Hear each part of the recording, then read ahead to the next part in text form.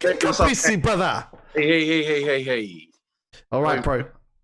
Yo. Brother, I'm going to do it right, okay? I'm going to hit these AKAs, and if I'm wrong, and on any of these AKAs, you can correct me. AKA Mr. Majesty, AKA Uncle Bill, AKA Koro Kapisi, Koro Caps, AKA William Rangi Orare, AKA GAB, Tassi Lua Tolu. So, am I correct? And have I done everything right there? You are correct in all of those, bro. I am a koro. I do have grandchildren, and they are beautiful. Bro, that line, that GAB line, yo, I had no idea that was you, eh? Yeah. I love What's Worries. Oh, I mean, for those, there's a lot of people that won't be familiar with the movie, but there will be some that will be familiar with the movie. One Warriors was a well-known movie around the world. And one of the crazy stories is about that. I went to some places overseas, and I nearly got in trouble. And basically, that movie saved my life. Yeah. Well, yeah, went to this party in New York, and they were like, "Who are you?" And like, "Who are you?" And I was like, "I'm with the bro." And then the bro was out, having a cigarette or something like that. And they were like, "Yo!" And then I was like, "Oh man!" And they were like, "Where you from?" And I was like, "I'm from New Zealand." And they were like, "Yeah," but they were getting quite feisty and like, "You're like, yo, who are you?" And I was like, "Dude, I'm from." And they were like, and then basically I said, I'm from the place where Once Were Warriors were from. And then it sort of switched. They were like, and because it had just dropped, or they were familiar with that gang movie, that basically that show got me out of a sticky place, like within that sort of amongst sort of rough dudes. And I said, yeah, I'm on that. Go to 3.5 minutes into the movie, and I'm on that. And then they checked it, and they were like, "Is that you?" I said, "That's me." And they were like, "Mate, you're a legend." In there. That's your passport, bro. That's your hood. That's your G code for everywhere that you go.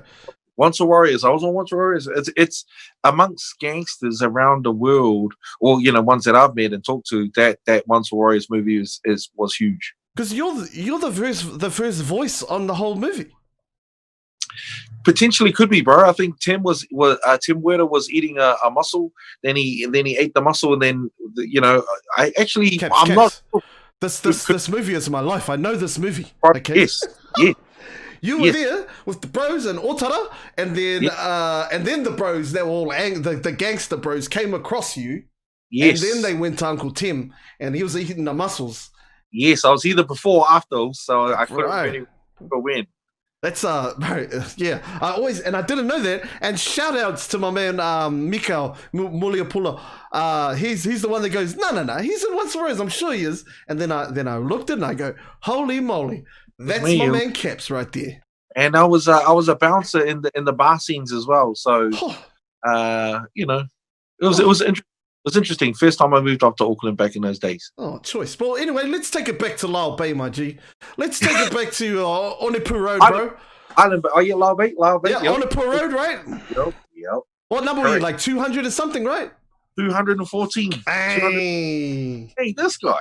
Bro, I do my research, bro. I just want to let that know. What was life like, bro? Back then, early days, right? Mum and dad, mum's an educator, is that correct? She's a teacher? Mum was a teacher, incredible, clever woman, could speak English, could speak Samoan, obviously. And she was a teacher at South Wellington Intermediate for years and years.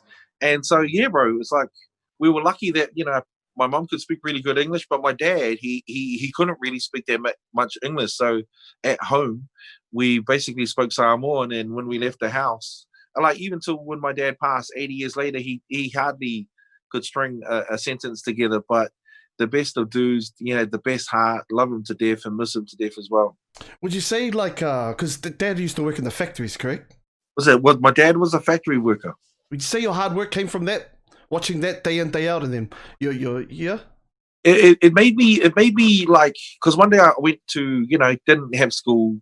I was a young kid, and then I went for a bus ride, to my dad's work, and I didn't know where he worked. Like we had to catch a bus early in the morning, still dark, and I think he started around 7:30 or 8. And then like we took a bus, took half an hour, then we took a train, took another half an hour, then took another bus, took another half an hour. And so he didn't speak to anyone on the way there, and he had a couple of Samoa mates that were Samoan then, so he spoke to them. But all he worked, and I watched him, and then all the way back he didn't say anything, and I was like, Dad, you didn't say anything to to anyone on the way there and back, and it made me really, really appreciate the work that my dad did to just feed us kids, and because as my mom being a teacher, we used to be in her classroom all the time, and I was able to see what she did, and so. After I finished, while we were still at college, I went to go help my dad clean the school that my mom was a teacher at. So we were, cleaning, and I had a job pretty early selling papers around intermediate. Then, I went to college. Then I, doing the New World thing, packing shelves. So I learned how to work early. And I think that's one of the other things that, if it's possible, if we can teach our youngins, go out and work. Work. A lot of people forget that. Hey, they just want. I don't know if it's this generation or what. Like it's that instant gratification thing that they're like, oh man, like nah, you gotta be patient. You gotta kind of put the mahi in. Well, one of the other things too is also I think that everyone, rappers, because let's talk about rap here. People are going to get discovered, and the only problem is that there's 4 million other rappers that are waiting around just to get discovered, and so the issue that. If you wait to get discovered and you don't work and you don't put in the effort, then when they might potentially just happen to, to come around and if you're not ready to go, you've got no chance. And you got to work. Speaking of hard work and stuff, brother, what impact did Winton Rufer have on you, brother? Yeah, Winton Rufer was I think it was a, what do they call them? A soccer white or soccer? Yeah, all white. All white. And that sounds even weird, like all white. Because mind you, we got the All Blacks. We got the All Blacks. So you're all white. Oh, yeah, true. And he, I used to play soccer in Island Bay, and I was like 8 years old. And we, I can remember it was a dark night, and we were still training. The lights were on, and Winton Rufer came to our training, and I was like, "Fuck, got this fella." And I knew I was already familiar that he was playing in the England League. And then basically he was like, yo, I play overseas. You can play overseas too. And I was like, yeah, true. But the other thing that I do figure out too is also that because I had awesome role models like my mom and dad, majority of us have different times where you can go, okay, I had a change of my life. With my mom and dad being so solid, they were awesome there all the time, good teachers. But then also when Winton Rufer, came to my my soccer club in Island Bay, Sharks, pick up the Island Bay Sharks, was that I was like, okay, that's possible. And the one thing that I think that we don't have enough here in this particular time now is enough inspirers. Like if you to be inspired or inspirers, I don't know what the word is, but people that go and inspire people to say, hey, listen, I've gone around the world. And I do this to kids too. I do this to varsity, all the way up to teachers, all the way to corporates. I've been around the world. You can too. And you shake their hand, and then it becomes reality because they're like, when you go to see schools, 1,000 kids, I'll stand there and shake every kid's hand. Yeah. Because every kid is special, you know what I mean? And I hate it when you just meet the first 100 and I go, yeah, but what about the other 900 at the back? They still need inspiring too. So I can stand there and just shake everyone's hand. And every hand I shake, I say, listen, you're special. You can make it. I believe in you. And you say that to every kid, that is that time where someone goes, oh, shivers. Okay. And if I can do it, I say I was born in a state house, and majority of people here in Aotearoa, New Zealand is born in a state house. So we all started from the same place in similar places. So you just got to get up and work and try. Yeah, man, that's crazy, eh?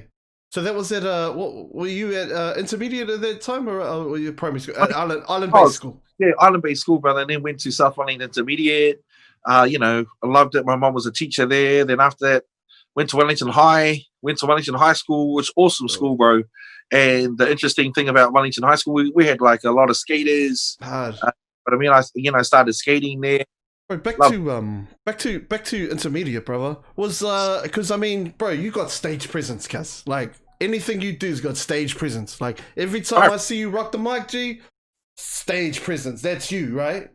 You was go hard or go home, bro. Hard, bro. Was the first time you had to go hard or go home when you did the old Pied Piper, bro? The Rats, cuz. Bro, you have good information there, brother. That was one of them. That was one of them. That when I was I was the lead actor in Pied Piper. It was called. I was the Pied You were Piper. the Pied Piper. Rats, right? Called Rats. And I got up, bro, and I was scared. Can I swear on this? Fucking no, you can, Gus. Oh man, I was scared as fuck, bro. And now I'm sure I had a little cry over on the corner, and I was like, wow. But one thing it did teach me that, far out. I don't know, bro. It's like it taught me something because I had a cry. I just remember just crying and go, man, I can't handle this shit, man. And then, you know what I mean? And it's like, but all I can remember is that trying to remember those lyrics and all of those words and singing those things. But all I can remember that I got through it. I don't know if I was good or bad. I can't really tell.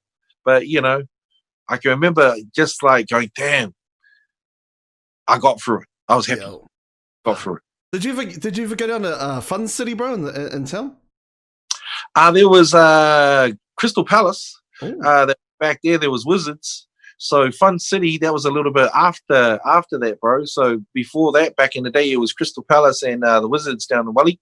Like playing games but we, where I was from in Island Bay, we had this little place called the Lucky Star, and that's probably when I first got into games, and it was just like games like Rally X, this old type of, it was like there was a steering wheels, right? 2 steering wheels, and you had to change gears, and there was the older one, but it was just like really old school. But I got into those, couldn't afford it, so you know what I mean. Used to hang around the spacey parlors all the time. Like every other kid did back in the day. Bro, so you were at Rongotai for a little bit, right? But you were Welly High to 5th form? Yeah, so I went to Wellington High, didn't pass shit. 3rd form, 4th form, 5th form, so I don't know what those years are. And then I didn't pass 5th form, failed that abysmally, and then sat it again. I'm sure I failed that again. And then I said to my mom, I said, Mom, I'm going to go do you proud, and I'm going to do right. I'm going to go to Rongotai, which was a real interesting move, because going from a school like Wellington High, no uniform, and basically doing whatever you want, walk downtown when you wanted to. When I went to Rongotai, all the teachers were like, you better jump when I say jump, boy. And I was like, sorry? Oh, sorry, man. I'm not going to jump when you say jump. And, I made a couple of teachers cry. I was in this class, bro, and all I can remember is that this lady couldn't handle the class, and I was like going, Miss, are you for real? Because this is shocking, because I'm sitting here and you can't even handle the class. And after a while she had a cry, and I said, listen, I don't want to be a bad buzz, I'm not trying to make you cry, but I'm here to learn. If you can't handle this class, we got no fucking hope in hell, mate. And so yeah, I've actually taken a teacher to the principal as well. At South Wellington Intermediate, I took a teacher to the principal. I said, listen, you're not allowed to do that. I want to take you to the principal. And so because my mom was a teacher, I had no fear of teachers. Yeah, and like you shouldn't have to, you know what I mean? It's a core thing. We're learning off each other, I started writing raps in the back of the class because I didn't like the teacher. And social studies just bored me and my mate beatboxing at the back, and then my other bro, we just started writing raps. And then when I went to Rongotai College, my raps got a little bit better, and I really hated the science teacher then. So I just started, kept on writing raps instead of doing schoolwork. I basically went to school to play basketball. Bro, did you go to Welly High with Sheehan and all those kids? So the boys, Tom, John, they were the heavy metal band at our school. So, there was different. I was in the junior sort of R&B band that became the senior band, and the heavy metal band was Shihad, basically Shihad. Hey, big up the boys, because Johnny's an Island Bay boy too, and big up Mr. Tom Larkin as well. Was Mr. Rose influential in terms of just letting you just jam whenever? We didn't used to go to class. He let us just good on Mr. Rose. That guy was a champion. Like, bro, this guy, way to go, Mr. Tim, for learning. It's like, yeah, bro, Mr. Rose. I met him like a couple of years later, and I said, I really appreciate, like when just a dude just goes, dude, there goes the keys to the band room, go hard. And, he knew that I didn't like, there was a lot of us that, maybe 4 or 5 of us that hated class.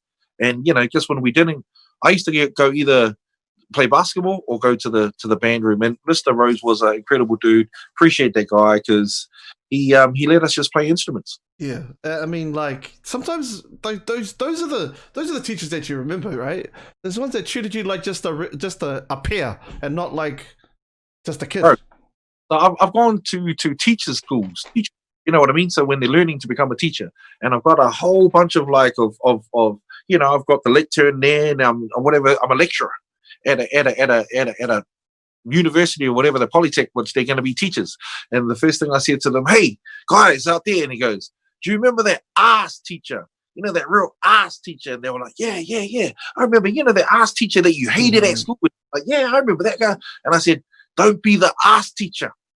Be the opposite of that guy. I said, be that nice teacher. Don't be that ass teacher that you hated. And everyone was like, yeah, true. I was like, well, if I could teach you one thing, that's the thing I teach you for today. Thank you very much. I'll see you guys later. That's me. Shaping the minds of the new teachers because they're still young. Yeah, and I'm to go, that's right, don't be the ass teacher. I was like, yes, don't be the ass teacher. Thank you. So, bro, when did you start off in the family band? Cuz what age were you then? So, bro, I think I started playing drums. Like, so my namesake, Vilyamu, Vilyamu Fino, which is my mum's brother. Basically, they had a family band. And since he was my namesake, I used to spend, shitloads of time with him and my cousins, and they're like my brothers and sisters. So they had band gears around all the time. And me and my cousin Danny, we learned how to play instruments together. So I played drums, guitar, took piano lessons, played bass, but we just mucked around and the cool thing for me is that I had role models to watch as music. And I was like, I remember sitting as a little kid on the side of a hall. At a hall, there's a stage, and they got the two doors going on each side. I remember sitting on the side and making the decision, going, I want to do that. Yeah. And I remember also sitting not on turntables, sitting on the drums, and I couldn't reach the pedals. And that's why I reckon I must have been under 5, bro, because if you can't reach the pedals and you're sitting on the seat. And I remember saying to my mum and dad, we're a bit early to this dance because my uncle's family band used to play at these dances.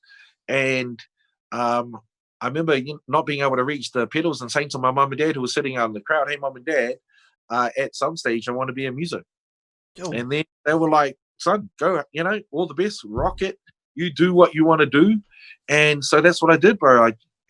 I've washed toilets, I've washed dishes, I've done, swept the floors, I've done vacuuming, all that type of thing. But every single time which I've been doing that, I've just been thinking about music. What was one of those influences Mara Falo with your cousin? So Marafino, Mara Fino is my cousin, and like I said, I had role models to look up to, and she was in a group called Holiday Makers, and they had a number 1. So I was able to watch my cousin have a number 1 in the country with a song called Sweet Lovers, and I was able to go, wow. So I had a pathway to be able to follow my cousin. I said, I'm going to get a number 1 one day. I haven't got a number 1 yet, but still I've got at least another 20 years to go with my songs that I release in this country. So there's still a chance to get it yet. Yeah, bro. What was the name? Was it Level 3, the radio station? Was it the one? Yeah. Stefano? Yeah, bro. So the Fano was awesome. We had it was really weird. It was because we had in the Wellington High sort of building, level 1, level 2, or level 1, level 2, level 3. We were quite it was very quite forward thinking, I thought, as a unit. And we had a radio station. So every break before lunch and then at lunchtime, we just had these young guys just play whatever they wanted. So we had like heavy metal, hard rock, and then we had like hardcore hip hop back in the day. And there were cats like, Tom Larkin and Johnny, they introduced me to Metallica, which was awesome. Yeah. And I normally, just like brown people, sort of don't listen to heavy metal. Yeah. And they introduced me to that, and that was dope. So the whānau, just that little radio station was a big eye opener for us, because I didn't really listen to that much hip hop at that particular time. Yeah. So moving on, bro, you're getting a little bit older there, brother. Yes, bro. In terms of, so, bro, you go way too back, too far. We're easing it forward a little bit, cuz. What does the significance of the Dell have for your rap career, cuz? So the Dell was a place that was up at the Botanical Gardens in Wellington, and it was the first time I ever saw my wife play. I believe she's the first female rapper, a New Zealand rapper of the country. So the first queen of hip hop. And I was walking past randomly, and I heard this band playing, and they were talking about basketball, rapping about basketball. Yo. But I didn't know that basketball song was someone else's song. But they were doing basketball is my favorite court. I love man, want to down the court. And I was like, okay, who's that? Curtis Blow. Oh, it's Curtis Blow. And so I walked over. I was like, check out these fellas. They're talking about rap, and they're talking about basketball, because that's the thing that got my ear. Then I walked up, and then the Upper Hut Posse is the name of the band. They were playing, and then it was the first time I ever saw DJ DLT scratch it up, cut it up, and also it was the first time I was able to see my future wife Chedawana rapping. Oh, bro, that's a cool story, bro. Yes, bro, it is pretty cool. I mean, she was into rap music. She was rapping before I was rapping. Oh, so that's quite influential, You're like, oh, that's some dope shit. Like, you can't really pinpoint it to one place, but you can. Yeah, it was like, we just were talking about this hip hop shit, like hip hop shit, hip hop. I don't know. I've been rapping for, so I've been rapping for 33 years. 33 years. That's a long ass time to rap. You know what I mean? But also around that time I started DJing as well. But so think about when I was playing instruments, like at least 7 years before that. But I look back on what I've done, and I've gone around the world multiple times and come back and still represented the South Pacific. That's the main thing for me. Is like, as long as I'm trying to push the boundaries, it's like, just with music, because all of us, musos, you get bored. Man, I've done that before. I've done that concept before. Me, I really like battle raps. Like I love to battle, and it's just something that I actually, you say, Caps, what do you really love? Bill, what do you really love? I love my family. I really love basketball, and I really love rapping. Yo, so that's just a couple of things, and cheesecake, and cheesecake. We're onto something here. Mm-hmm. Okay. Bro, Exchequers or Woolies, bro? If I was a 14-year-old kid, which one do I need to go to? So when I was like 14 or 15, I went to a nightclub, and I was like, that's not normal, but I thought it was. Of course, that's not normal. Shit. I didn't know, bro. It's like we walked in with my brother, and I was on my tippy toes, and then it was my cousin was one of the bouncers. He was like. And then I walked into the bar, sat down, and I was like, whoa, check this out, man. And then I just sat there and, getting drunk, and just like it was really interesting. It was like I was going, okay, I mean, so Exchequers, Woolies was the place where my brother used to be a bouncer, and my cousin was the bouncer at Exchequers. I loved, so even just going back to the Friday night live streams that I'm doing, I called my, Kapisi clan Fridays at Billy's Wine Bar just to, have the shout out back to Willie's Wine Bar. In Wellington, because remember I'm from Wellington. Yeah, and that's been a like your thing for a long time, and it gets me a little like I watched the interview with you, and they were like, oh yo man, repping Auckland, and you're like, hold up 1 second. Oh, yo. Well, the weird thing is that people say just because I'm brown and I rap, so there's just a mad stereotype like you must be from South Auckland, hey, and I'm like, no, and I understand where the stereotype comes from, but also. Guys, really, there's just but I go, yep, true, but no, I'm from Wellington, born and bred in Wellington, still represent the Saints, Hurricanes all day. I love Auckland, but it's not my home. I'm going home to Wellington tomorrow. I've got a gig there. Looking forward to going home and just meeting. I've lined up meetings all day, all night, and then I'm home to build for my community because I'm from Welly. I've been doing so much work up here then I go, well, why can't I go do more work back down at home and serve my community? Speaking of hip hop, was DJ TP the fucking godfather of Wellington hip hop? Do you reckon? At that particular time, yes, when I was small, he was the first dude. He was DJing at Shakers when I first went there that night. And I was like, okay, cool. And the other thing too, which was really interesting, that I met my bro, DJ Raw, and DJ Raw was DJing that night too. So it could be different nights because it's sort of like a bit blurred. But I remember seeing TP DJ and going, wow, I was really interested in what he was doing. And then I remember walking over to the DJ box too and looking at, watching DJ Raw. I was going, sorry, what are you, I was just like, what are you doing, man? I didn't understand the concept of grabbing two records together and mixing them and blending them and making them sound really good. But yeah, that's when I met my bro DJ Raw.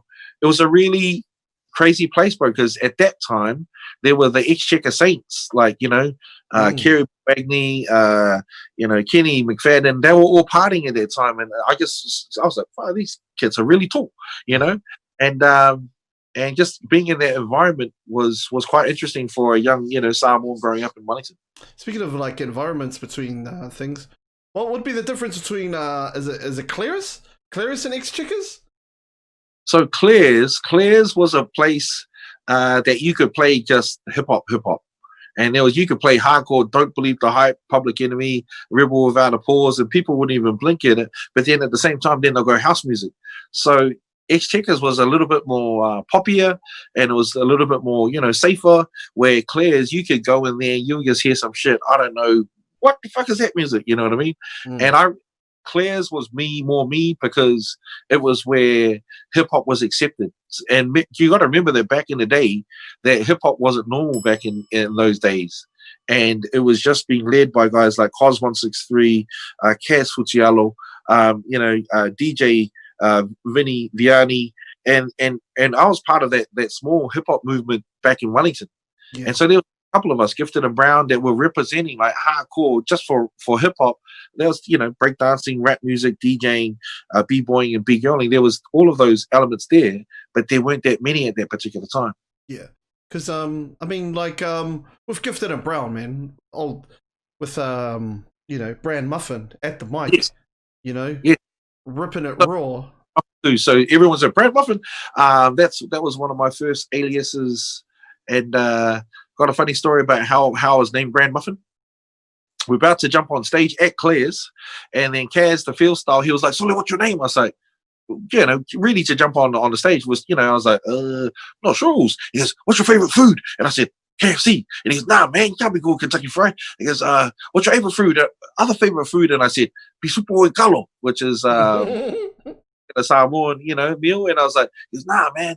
And then I said, "Oh, well, bro, I really like my favorite is down the road in Lao Bay was a Muffin Man, and I order a banana chocolate chip muffin all the time." And he goes, "Nah, too long. And I said, "Well, sometimes I order Brand Muffin." And he goes, "Brand Muffin." And then we ran on stage, and that's how I got my name, Brand Muffin. Wow, man, that's choice. And was the first time that you rapped when you did a fashion show with them, bro? Yeah, so I was like 15, 16, and I was doing a bit of modeling for this fashion show that they used to have at Wellington Girls. And what was dope about that particular one, it was one of those mics, and I had little dreads, like funky dreads, and it was sort of looked like Jazzy B. You're like, Jazzy B? Who's Jazzy B? But there's this dude, called Jazzy B from a group called Soul to Soul. And I had this whole green, like, it looked like a carpet. I don't know if it was a carpet, but it was like apple green. So if you can imagine that whole apple green suit, and with me, my thing, and I had these glasses on, I had this little microphone, and I had this rap, "Good evening, yo, what's up, what's happening? This is a lesson in rapping. I thank you all for coming here this evening. I'm sorry, the rap." So now, and I can't remember. Get the horns out.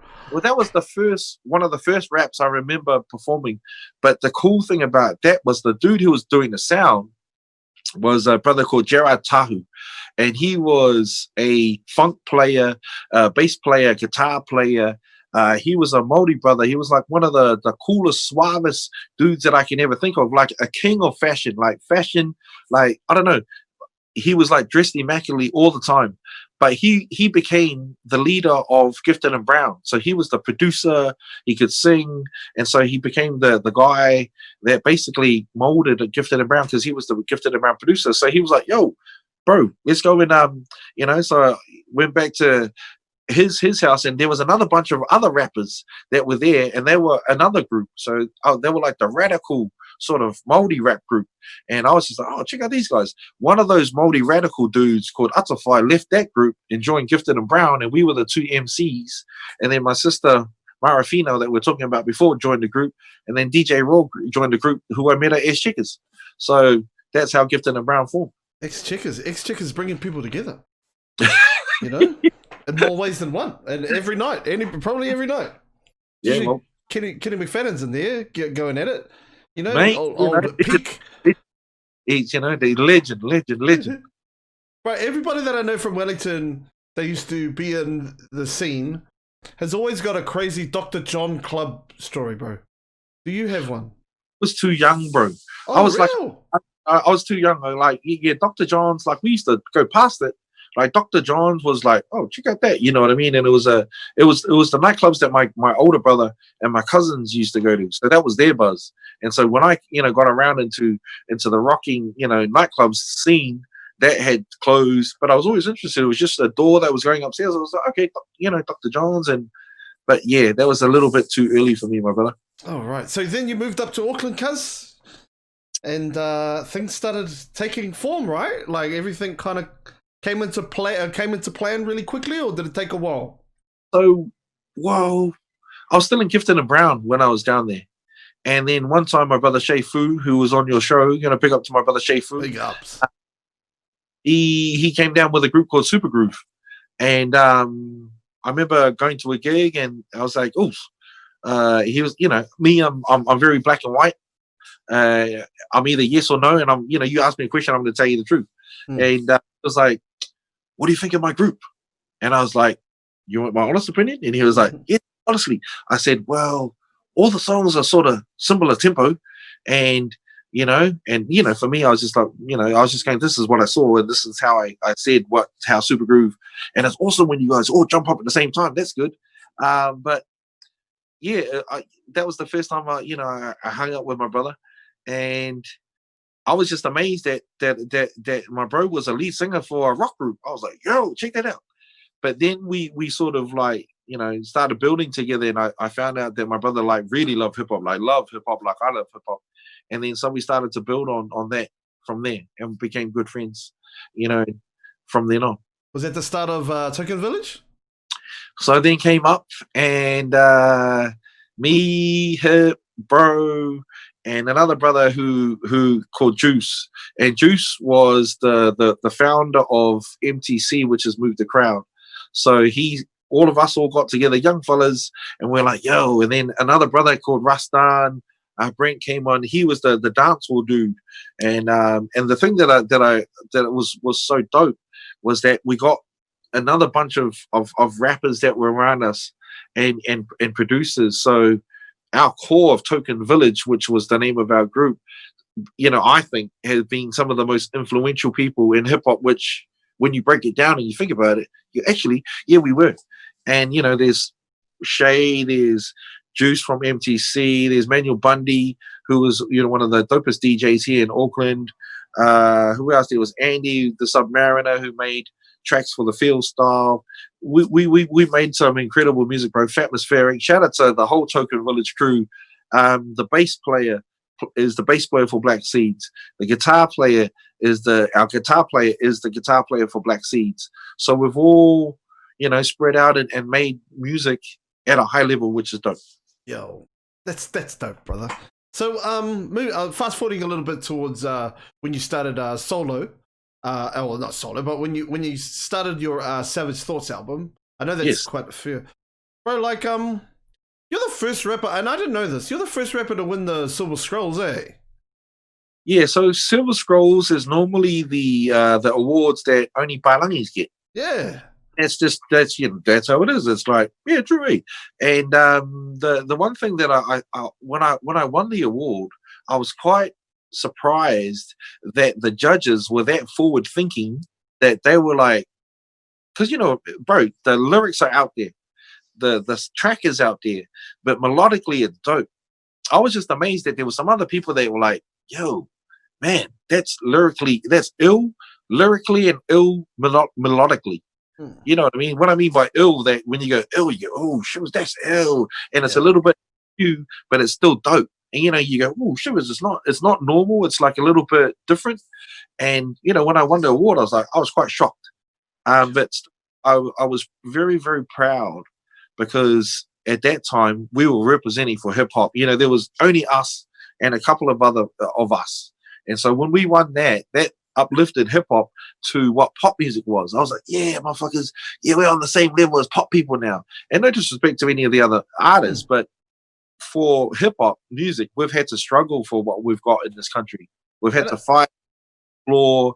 And so that one was a win for hip hoppers here and in Australia, and just for Pacific Island, hip hop. So, we're just there's more of us now, but at that particular time there was very few of us.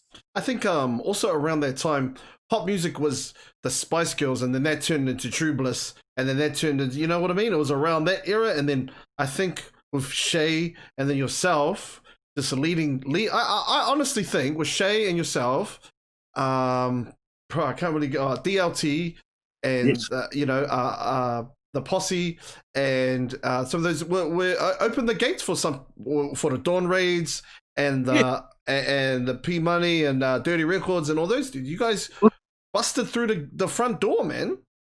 Well, bro, we sort of, I think that's thing. So when you think about it, putting in work, and a lot of people, that the way that you're going to put in work, people ask you, Caps, how can I make it in the hip hop industry? How can I make it as an artist? It's like, first and foremost, get the fuck out of your house and go and play and sing with someone, instead of, the best way still is now, I believe, is to become a good artist is actually go perform and sing a song in front of someone. Is that the difference between a rapper and an artist? Because they're two different things, right? No, a rapper is an MC that just raps. You know what I mean? And I understand that. I'm a rapper. But also, to become an artist, there's other things you got to do. You've got to learn how to get your song written, mixed, mastered. Then as a rapper, you've got to go and shoot a music video, shoot it, edit it, color it up, and then put them both together and then release it as a song, and then take it to the radio and then get it, and then after you've got it to the radio, you've got to go out and perform it. That's the difference. I think that you can become, huge on Spotify, but the thing is these days is that you can jump on and go, man, that person sounds amazing on Spotify. You get them on a live stage and they sound shit. Bro, have you ever, oh man, I don't want to put you on the spot here, but is there any, I will say internationals, because no international people are watching this. International, what's the biggest you've been let down from somebody that you've heard internationally? You don't have to say, you can, I think for me is that when I, like we did doing the Big Day Out tour, and the Chemical Brothers were playing, and you know what I mean, and the mixer they were using wasn't even plugged in. I was like, oh my God, guys, you know what I mean? And they're just standing behind, pretending they're, doing these things, and there's no even wires leading to the mixer. So everyone's like, yeah, you know what I mean? And I'm like, yo, but then after I was like, hey, far out, check out those fellas. Not even the wires, the mixer's not even plugged in. Oh man, they were doing the old electric Milli Vanilli in there, eh? Oh, Milli and Vanilli, bro. And I was like, shocking. Really nice guys. But then at the same time, I was like going, okay. But it also opens the door for, if you can basically, I think that art sometimes is what you can get away with. Yeah. And what about the opposite? What about the opposite of that, bro? Have you ever heard someone and you thought they were, and then you saw them rock live and you're like, whoa? I still actually, for me, probably like one of my favorite gigs ever was just watching Stevie Wonder. Yeah. And I was like, Stevie Wonder is like, for me, he's the best singer, male singer in the world. I love everyone else, Bob Marley, woo, great, everyone else. But when you have to go with what his vocal range is and the runs he does, no one can beat Stevie Wonder. And I challenge anyone at that, like show me a better singer than Stevie Wonder, and then I'll be like, yeah, true. But we've listened to a lot of music and we've seen a lot of artists, but I definitely believe that Stevie Wonder's the number one, vocalist, male vocalist in the world. Yeah. So, getting back to the album, bro, on Savage Thoughts. True. Bro, it's one thing that I found out that I didn't know. You produced every single video clip on that thing, right? Yeah. So my sister directed the first one, Sub-Cranium Feeling. And what happened was that I learned how to direct from that. Oh. She went to Swinburne. My sister's awesome, and I was watching. I said, I was just watching what it does. The younger brother just watching what your older sister does, and I was just going, oh, so you just point the camera over there, and then look at that little TV over there, and then when the thing's good in the square, you just say action, and then you press record. And she was like, yeah, basically. I was like, okay. And then I was a bit of a smart ass. I said, shit, you went to school for 4 years to learn that? But, that's just, it's just me being a little cocky bastard. But I learned a lot from my sister. And basically with that video, we had a disagreement with how it was cut. And so basically, I ended up cutting it. And then it just turned out what I thought it should be. So that was my first introduction to learning how to be a director and learning how to edit, and also learning how to be a cameraman, because I'm a cameraman as well. Or not a cameraman, but I can shoot and I can edit and I can edit, and then I do all of that stuff as well. We've got it's the bro in the chat said seven. That's why you probably called it Savage Thoughts. 4 years to learn that. What? That's a savage thought. Shit. Oh, the reason why it's Savage Thoughts, as you know, man, because we're all savages, and there's just different names of the songs. Fix Amnesia. There's some good songs on there, and the weird thing was that I had to go perform it somewhere, and I was like, there were songs that I didn't even perform back then, and oh shit, I have to learn all the songs now, and so it took me a good 2-3 months to learn all the lyrics, learn all the words, and then go perform it. But then I performed it down a Welly, and there was one gig, and then stupidly enough, for some reason, I had organized about 3 hours later that I'll perform it again. Oh. And I stuffed from the first one. Then I went to the second one. I was really tired, but it was awesome. I think when you can go back and reflect on how those tracks are, and you go, man, some of those tracks were pretty dope at that particular time for that snapshot of what was happening in Aotearoa, South Pacific Samoa and hip hop. We made some goodness. Yeah, because Sub-Cranium was man, the visuals for that, and I gotta give a shout out to your sister. The visuals for that was crazy. The underwater stuff. Yo, because like when I was at Wellington High, I used to play randomly. I used to play underwater hockey. Oh wow! Like you go, yo, what sort of foul plays underwater hockey? I just thought, I was like, oh, yo, you play underwater hockey underwater. I was like, oh yeah, so give that a blast. Yeah. I'm sort of water baby, and so I was like, yeah, jump into the pool, all good, woo. And then so the place where we shot the music video for Sub-Cranium was in the pool next door to where I was playing underwater hockey, and so it was an amazing. I nearly drowned that night too, bro. So we were tell us that, bro.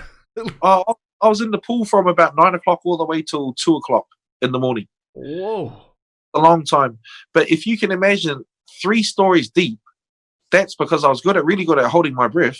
I had to go from the top and go, and then swim down by myself, and then and then get to the bottom, depressurize, and then my sister, she put these speakers underneath the water, and she was like, action. After a while, I had to say, hey, sis, I'm down there and I'm holding my breath. So you have to, as soon as you have to go, say action straight away, because I can't hold my breath for that long. Oh, so, man. We had 2 scuba divers in there. And I was like, how come I'm not allowed to use the, you know what I mean? Because, and they were like, oh, you could die. I was like, okay.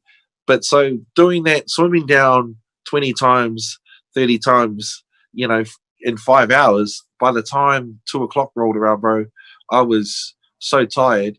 But I learned how to work to finish off a music video and do crazy shit to get a dope music video. You should see some of the shit that I've done for a music video, bro. It is abnormal. I have hung outside a helicopter, took off the door off the helicopter, just had my seatbelt on, and then the helicopter turned on its side, so we could. So there was no door. I could have just fallen straight out the helicopter, and then I thought to myself, "Oh well." I pulled on the seatbelt, pretty strong, and then I started because like I was just going like this, rapping to the camera, Yeah. and then with my director hat on, I was going, "Oh, it probably looks a bit shit. I should probably go with two hands." So I was going two hands, you know, to the camera. And then what happened was that was crazy was that we looked back at the footage, and it didn't make a difference because the white snow I could have been, but I'd sort of like, you know, risked my life just to get that shot. Just for the content, brother. Well, bro, you know, like there's some other crazy shit that I've done for a music video too, and you just go, "Sorry, that's not normal." For me, if you're gonna die doing something epic. Do some dope shit, and then you'll be sweet. Yeah, man. It's like if you're gonna die, you go, "Man, he was hanging outside the helicopter, and then you know what I mean, and then he fell out the helicopter, and then whoa." You know what I mean? Oh. Bro, so like with Savage Thoughts, bro, like who was like in terms of production, what was it, like a collective thing? So like there was a lot of different producers, or did you just trust a certain circle of people you had? So with Savage Thoughts, I was working with a producer named Cuba, and shout out to Cuba, bro. Thank you for putting up with all my not turning up to the studio, and little did I know that not turning up to the studio it cost me anyhow. I was like, oh yeah, you know what I mean. So, woohoo! That was, but that was a big learning curve for me. That, so basically, for my first album, I got $40,000. 40,000. I think it was 40,000 to produce the whole album. Oh. And the crazy thing was, on Sub-Cranium, there's a sample that we used, and we asked to clear that sample. It was a Kool in the Gang sample, and once we got the price back, it was $20,000 American, and it was $40,000 New Zealand. I said, "Fuck, that's the whole budget of my album just for the clearance of that sample." So then I said, well, nah. And then so that's why I left Sub-Cranium off the album. And then from then on, so all my tracks that I made on the album with Mark DiClivelo on Method of My Madness, no samples. So all that played, majority is, no samples, live instruments, guitars, pianos, keys. Maybe the drums were programmed, but the violins the cellos were all live. Everything was live. And because I thought to myself, I can't afford to sample anymore. And so I just didn't sample, and I've never sampled from then on. So every second album, no sampling. Yeah. Third album, no sampling. Because, I mean, it's efficient, right? You don't have to, you can spend money on local talent and local people coming in and helping. Yeah. Well, the other thing too is like, I know it's hip hop that you just grab a record and, loop it and put a drum beat on it. Yeah, woohoo, hip hop. But I'm a muso too. And when people would grab my, if I was in the studio, slaving away and making some dope shit, and you go, cool, and then someone just took my shit and just put a kick and a snare over it and said, yo, that's mine, I would have some issues too. Yeah. So I thought to myself, I'm not going to do that. I've got my own skills, and I'm musical enough that I can make up my own riffs and my own loops. So that's what I did. And so I think whoever, and I don't know who did this, but whoever created the beat for Screams from the Old Plantation needs to get a knighthood. That song was amazing. So who was that? So the sample. Yeah. So my brother, he was like, hey, Oos, you should use this sample. And I was like, had to listen. And I was like, bing, bing, bing, bing, bing, bing. And then I was like, okay, cool. And I didn't know who it was, but it was an old Engelbert Humperdinck sample. Oh wow. So that's why it sounds a little bit, it sounds a little bit European. Yeah. You know what I mean? Kind of like Mediterranean-ish. Hear that? And so we put a beat on it, and then and so that was sitting around for an idea. So Screams from the Old Plantation, me and Phil Style and Raw, we had recorded an old version of it in Wellington, and that was our group called Overstayers from Kauai.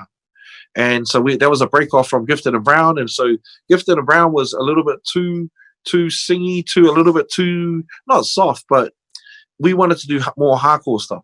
Mm. We broke off and we made Overstairs from Kauai. And so Kaz, the Feel Style, wrote the chorus.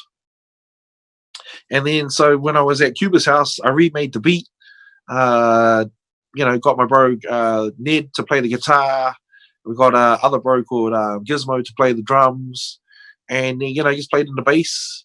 And then sang the chorus, recorded that, and hello, voila.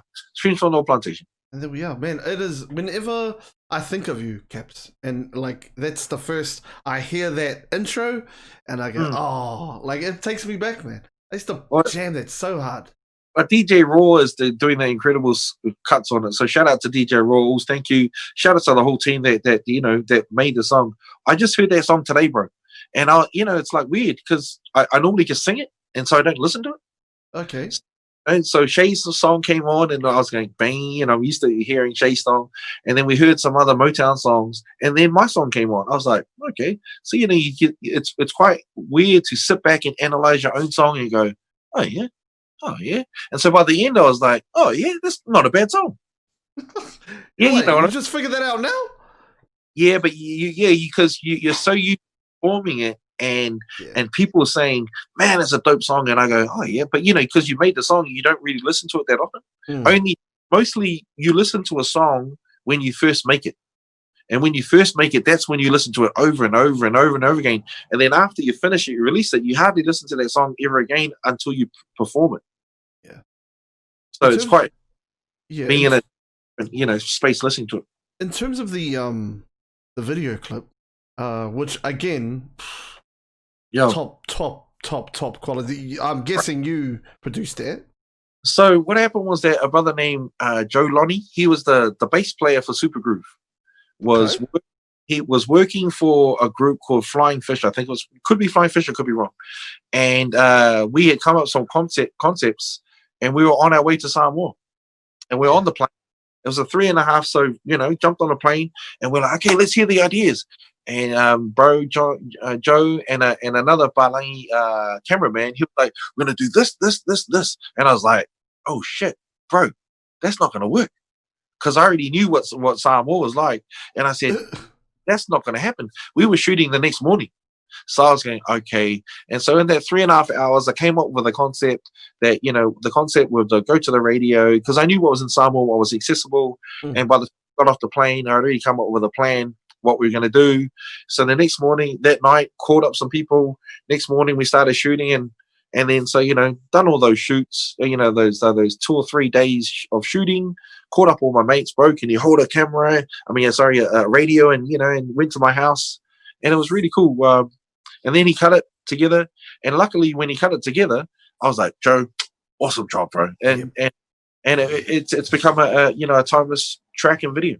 Where's the weirdest place you've heard that song? Shit. Somewhere in Europe. Like I think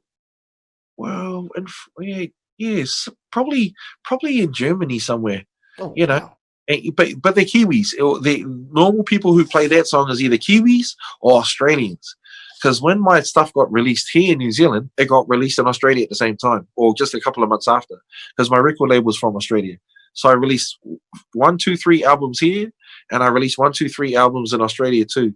So the sort of the level of being known here was the same in Australia at that time as well. Oh wow, that's crazy. Is it true that your craziest fan knows it back to front and lives in like the middle of nowhere in like Finland or somewhere like that? Well, what happened was, bro, was that I met this. It was a Kiwi girl, but she was living overseas, and she goes, "Listen, I'm your biggest fan," and I was like, "Yeah, whatever," And then she goes, "I've been living overseas for 3 to 4 years, and all I had was a Salmonella Dub CD, a King Kapisi CD, and one other CD, and that's all she had to listen to." And so she ended up knowing my lyrics back to front, and I was like shocked. And from that day on, I never ever questioned someone saying to me, your song has changed my life, or your song was the was the soundtrack to my life. That's, and I go, from now, when people say that to me, I really, really go, awesome. And, and I appreciate it too. That's cool, bro. That's some really cool, that's a cool story to have, brother. Like, in terms of, just, like there must be a lot of stories like that you're just like, man, I just can't believe, like, some of the, I'm just a kid playing basketball that came up in Lyle Bay. You wouldn't believe some of the places we've been in the world, some of the, playing in the home of hip hop, going to where hip hop started and doing a gig in Crotona Park in the Bronx. And then for me, when I got off the stage and people from the Bronx were like, yo, man, you dope. And like I was going, oh, sweet. I've been certified now. I'm good now. I can retire, But to get the love from the home of hip hop and from, and who had been there. So Crotona Park was one of the first places in the Bronx that I was told that where they used to have the hip hop parties, just DJing parties. And I walked around, saw Kool Herc, I saw the people that I listened to when I was growing up, and I was like, wow. There goes Curtis Blow, there goes the Furious Five, and and it just getting to meet them and going to the place of where the music that I love came from was an amazing experience. Nothing beats New York City, man. Straight up.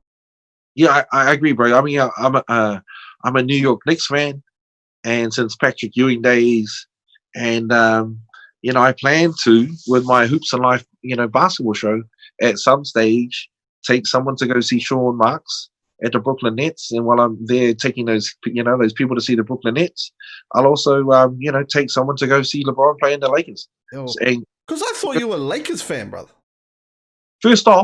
First, my change you because I'm a Knicks fan. I am the Knicks fan. Me and my friend Case. So man, okay. Yes. So brother, you know what I mean. Like, so Lakers. So my first favorite player, Kareem Abdul-Jabbar. You know what I mean. Lakers, because I played a tall position, so I couldn't really pick the guards because I wasn't a guard. Yeah. And the next dude, that I really dug was James Worthy. So James Worthy was like, I loved his shot, and Lakers Showtime was my first ever favorite team. Because remember back in those days, we used to have to watch the shows off VHS tapes. Hard. And I go, damn, we got fed them through. I give you a bit, kids don't even know what VHS tapes are now. Yeah. But then the Lakers, had to find a tall man, another big man. And so Patrick Ewing was my next favorite player. Thought it would have been a Hakeem or a Shaq.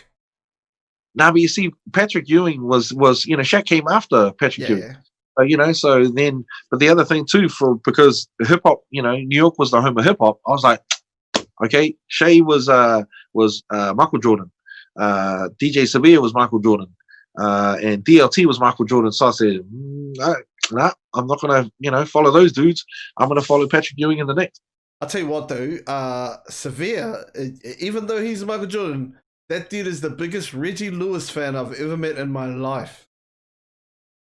He's the guy, man. I was like, really? Reggie Lewis? From the Celtics? He had like 4 years. He's like, dude, that's my guy.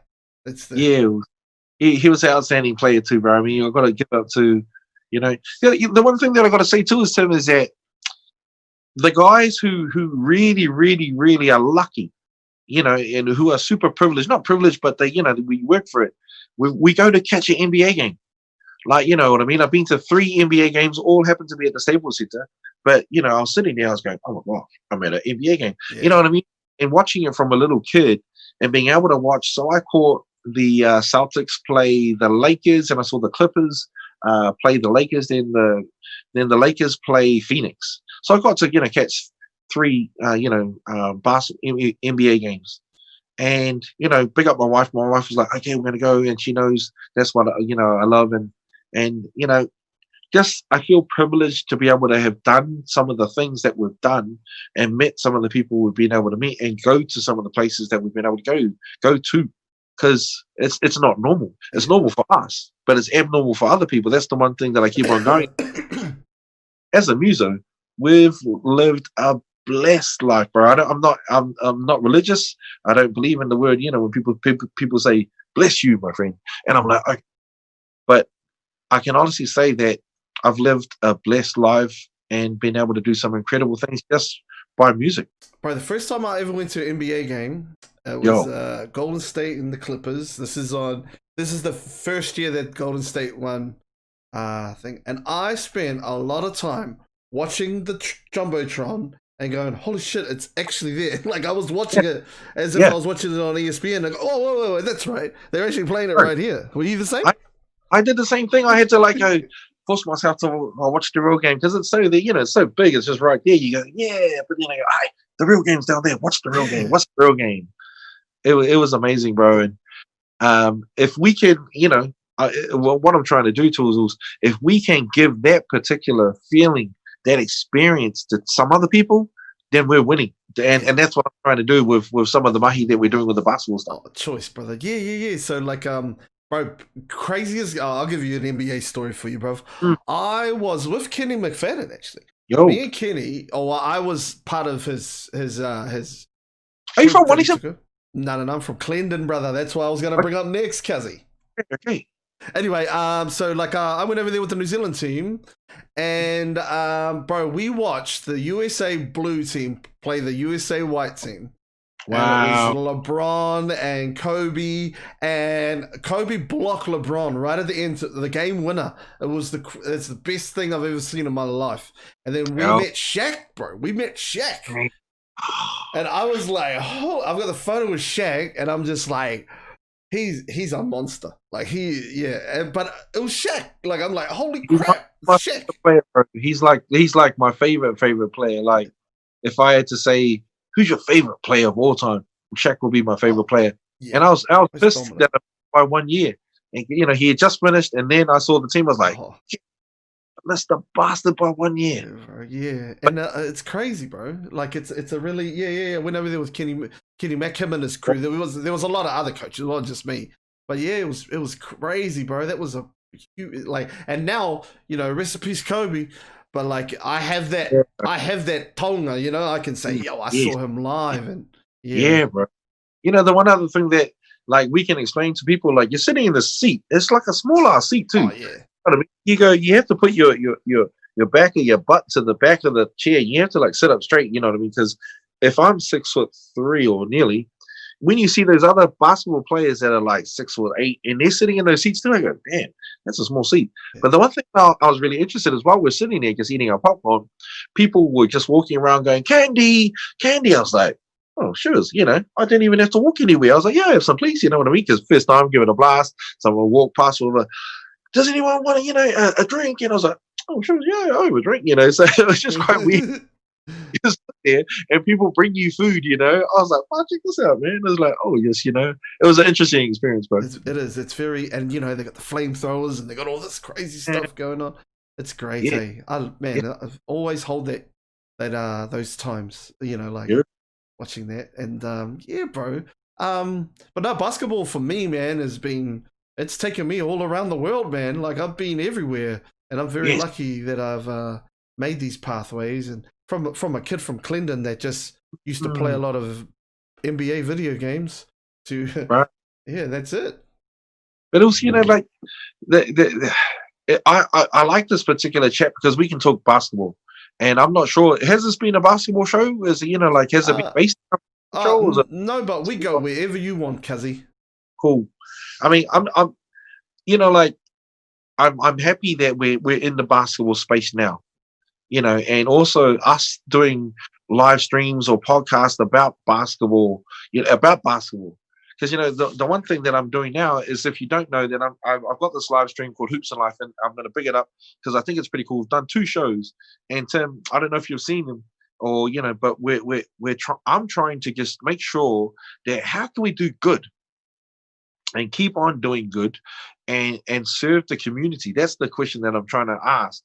And we've had Corey Webster on as the first, person on board. And then we had Isaac Futu on last night. My co-host is Manny Anthony Jr. It's just been a real interesting, way to look at what the actual life of what basketball is. And there's some mad politics in this particular country. And I'm trying to see what we can do to make it better, make it more accessible, but also if basketball is based on, class, how can we make basketball classless and it just becomes the game? That's the questions I'm asking. So yeah, right. Being in the basketball space for this, bro. I started coaching when I was 15, and I'm 30. I'm 36 this year, and I was full time. Like I was. That's how I know you, Caps. Like through basketball, and yeah. Politically, there was a lot of things going in the background. I nearly walked out. Honestly, I was like, I nearly gone in, and I was like, oh shivers, I might as well just get out. I nearly didn't do my show last week because I thought about it. I was like, oh man, this is like, it's just that people got to get over this shit. You know what I mean? There's like beef, 20-year beef, like 30-year beef. Like guys, build a bridge and get the fuck over it. You know what I mean? And it's tough, and because I've removed myself from the. Good on you, bro. Because I'm still gonna stay on the peripheral. Yeah. But I find that if I stay on the peripheral, then I don't know all the deep, and I go, guys, I can help you with that, sorry to interrupt you, Kev, but for me, it took the love. It started taking the love out of it for me, and then that's it. Yeah, and then I figured it out. I was like, you know what? All that rep stuff over there, and even New Zealand national teams. Like I was traveling around the world with the New Zealand national teams, and it was cool. But at the end of the day, I thought, you know what? The love is going away for me. I'm going to push it over there, and I'm just going to focus on my little corner of the hood, and we're going to go from there. So, Tom, I got a question for you, my brother. So, with all your experience being on the national team, what would you do, because you've been on those tours, what would you do to make it better for the team and for the players? Okay, here we go, Caps. Yeah, hey, bro, I'm just go. This is what I would do. I would take, and some people would disagree. Yep. But I would look at where my expenses are going and stop kind of like putting money towards high performance, as in because the NBL is high performance, and that's not a Basketball New Zealand thing. And I would start putting that money back into the grassroots, and I would start offering these kids that are in these low socioeconomic areas more opportunities that do not cost money. Because it is crazy how much these trips overseas and these camps. There's camps that go on that are $400, $500 for 3 days, just because your kid is talented and he's been invited, and the pressure gets put on the parents, and the parents are the ones that have to say, you know what, nah, you can't do that. Sorry, son, or sorry, daughter. And that's what sucks. And that's why I was really happy that you had Isaac on, because Isaac and Corey, but both from North, and I love both of them, both from North Harbour. Both have parents that have been through the system and great, amazing parents. Jenny is one of my favorite people to talk to, and that's Isaac's mum. And Tony's a great coach. But I mean, there for every BJ's the same. For every BJ and Corey and Isaac, there's kids in the hood that just didn't have an opportunity, and that's where I would go with that. Because like what the interesting thing is like about the whole basketball stuff is, because I don't know where people have played, I don't know the history. I just go, you know what I mean? Because I fell in love with it when just someone said I had a basketball, and then I just try to put it in the hoop. And so my love for the game is just very simple. When I'm bored, I'll go shoot a hoop. When I'm stressed, I'll go shoot a hoop. But when I want to hang out and just like shoot hoops, I've made friendships just with basketball that have lasted a lifetime. And so then I just my love for basketball is very, very simple. It seems that there's just layers and layers on top of love for that I go, are those extra layers needed? Yes. You know what I mean? Then I go, no, fuck that. Because like, so we're going to tell that kid that you can't love the game and you can't play because you know, and I'm like, no, hey, here kid, here's a basketball, go shoot the basketball. And that's it, because I started. Yeah, for me, Kips, it's just really frustrating when I see, these camps and these kids at the camps are having, like Subway and all these, like really up-tempo stuff. Yep. When if we took that out of there and we got someone in to make the roles, or we got a parent to help out, and then also to see some of these high-performance people that have been put into these positions Yeah. flying all the way overseas and driving Audis and you know, like I see that happen and I thought, whoa, like hold up, I got old Potu Edwards or someone else over here from Manurewa who's been on these camps, but mum and dad just can't afford that shit. And that's what it is. And I mean, that's why I got out of it. I was just like, yo, I feel really stink because I was flying overseas for free. Like, you know, they were, and I felt bad. The thing is for me is also that it becomes about class. That's exactly what it is. Why does basketball have to do with class? It's like, here's a ball, there you go. It doesn't matter if you're rich, if you're poor, if you're Palangi, if you're brown, if you're Chinese, if you're any black. It should be just about, here's the ball. You know, do you like to play? Let's play. You know what I mean? But I understand where it comes. I just personally think that it's way too.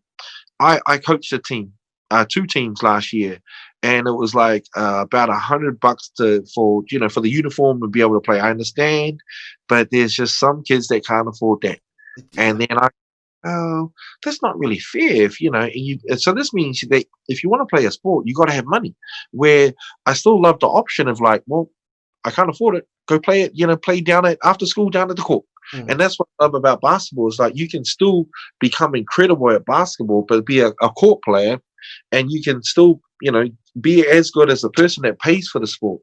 Yeah. So I'm still a bit going, money. I don't need basketball. I don't need money to play basketball. I can just go and shoot, and be happy with that. Yeah. But it's the levels of, I want my kid to do this.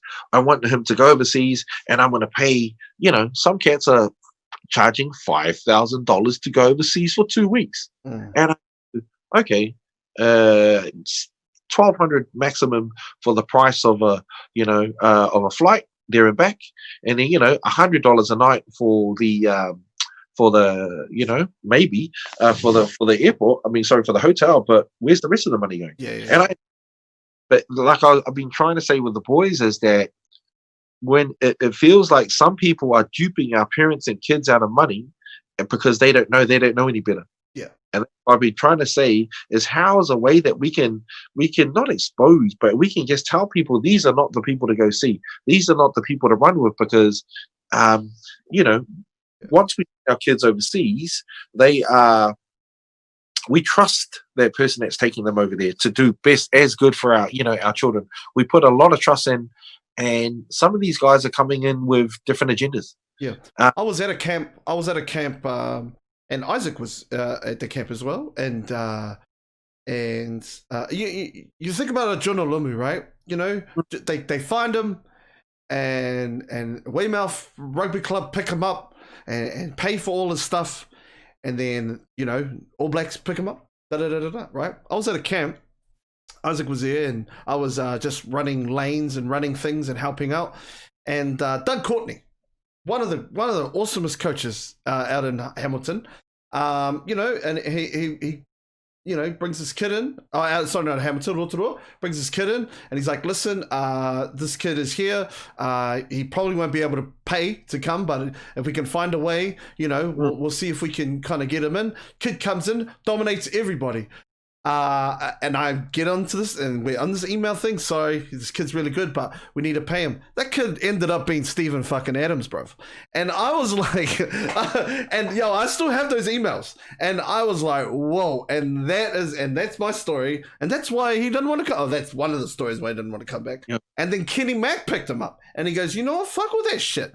Like, you're going to come here, you're going to work hard. We're going to put you in Scots. We're gonna work you out every day, and we're gonna see where this takes you. And look at that stuff, And that's a perfect example. It's the same thing, Tim. Is like when dollar signs become in the eyes, and because I haven't had to make I was saying last night that I don't have to make my living off basketball, so basketball dollar signs doesn't enter into my brain yet. And but even though I'm a businessman and I have to find sponsors for my own show, blah blah blah, to potentially make a living. The way I measure money is probably quite different to a lot of other people. Because, like someone might say 5K, and then I go, okay, yeah, 5K, that's, a couple of shows, so, but there's a couple of hour shows. Yeah. And it's really interesting. being back in this whole particular basketball world and watching how it moves, because I'm still going to stand on the outside. I'm because bro, you've been in there, you've been in the beast, you've come out and you're woo, unscathed, and you're still here. But I'm just wondering what's going to happen for the next kids. What's going to happen for the next generation, and how are we going to be able to create a funnel of goodness? So when that happens, we go, good mate, there you go, and it's awesome. Instead of just going, oh shit, I don't know, man. Good luck with that one, mate. Yeah. Would you say, Caps, that you have like a more of a village like mentality towards everybody helping each other type thing? Brother, I mean, I have a village mentality. It's like you eat, everyone eats. You don't eat by yourself. I mean, in my family, like we look at money, yeah. You know what I mean? If someone's got money, it's just normal. It's if someone's got money, share. Yeah. I mean, I think it's the difference between a westernized mentality of we're going to have one child, two children maximum, and then they don't have many cousins, or that's just normally a westernized. If you talk about it, it's a European type of mindset. But with us Pacific Islanders, it's a lot different, where it's more family orientated, where we need to teach more people who are westernized the Pacific Island way, because where we live isn't a Pacific Island, mate. Yeah. We live in the Pacific Island, so therefore we have to normalize that and reteach our kids, our people of the South Pacific, what actual the lifestyle of the islands is, because we live here in a westernized society, but we're Pacific Islanders. So it's quite interesting to be able to. That, brother. Sorry to interrupt. I say that, brother, because Clendon is my home, bro.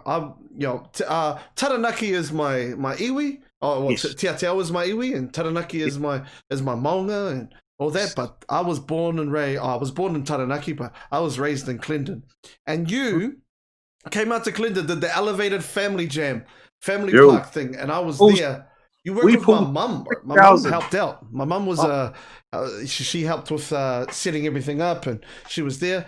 And brother, like, I have never seen somebody just so like trying to and correct me if I'm wrong, but I could see that you wanted to reconnect communities to be a community. And it wasn't just I've shown up, give me my money. That's never even came into play. It was a come on, hey man, let's bring our communities together. Let's work all together. Is that a true fact? Did I get a good analysis on what you're trying to do, bruv?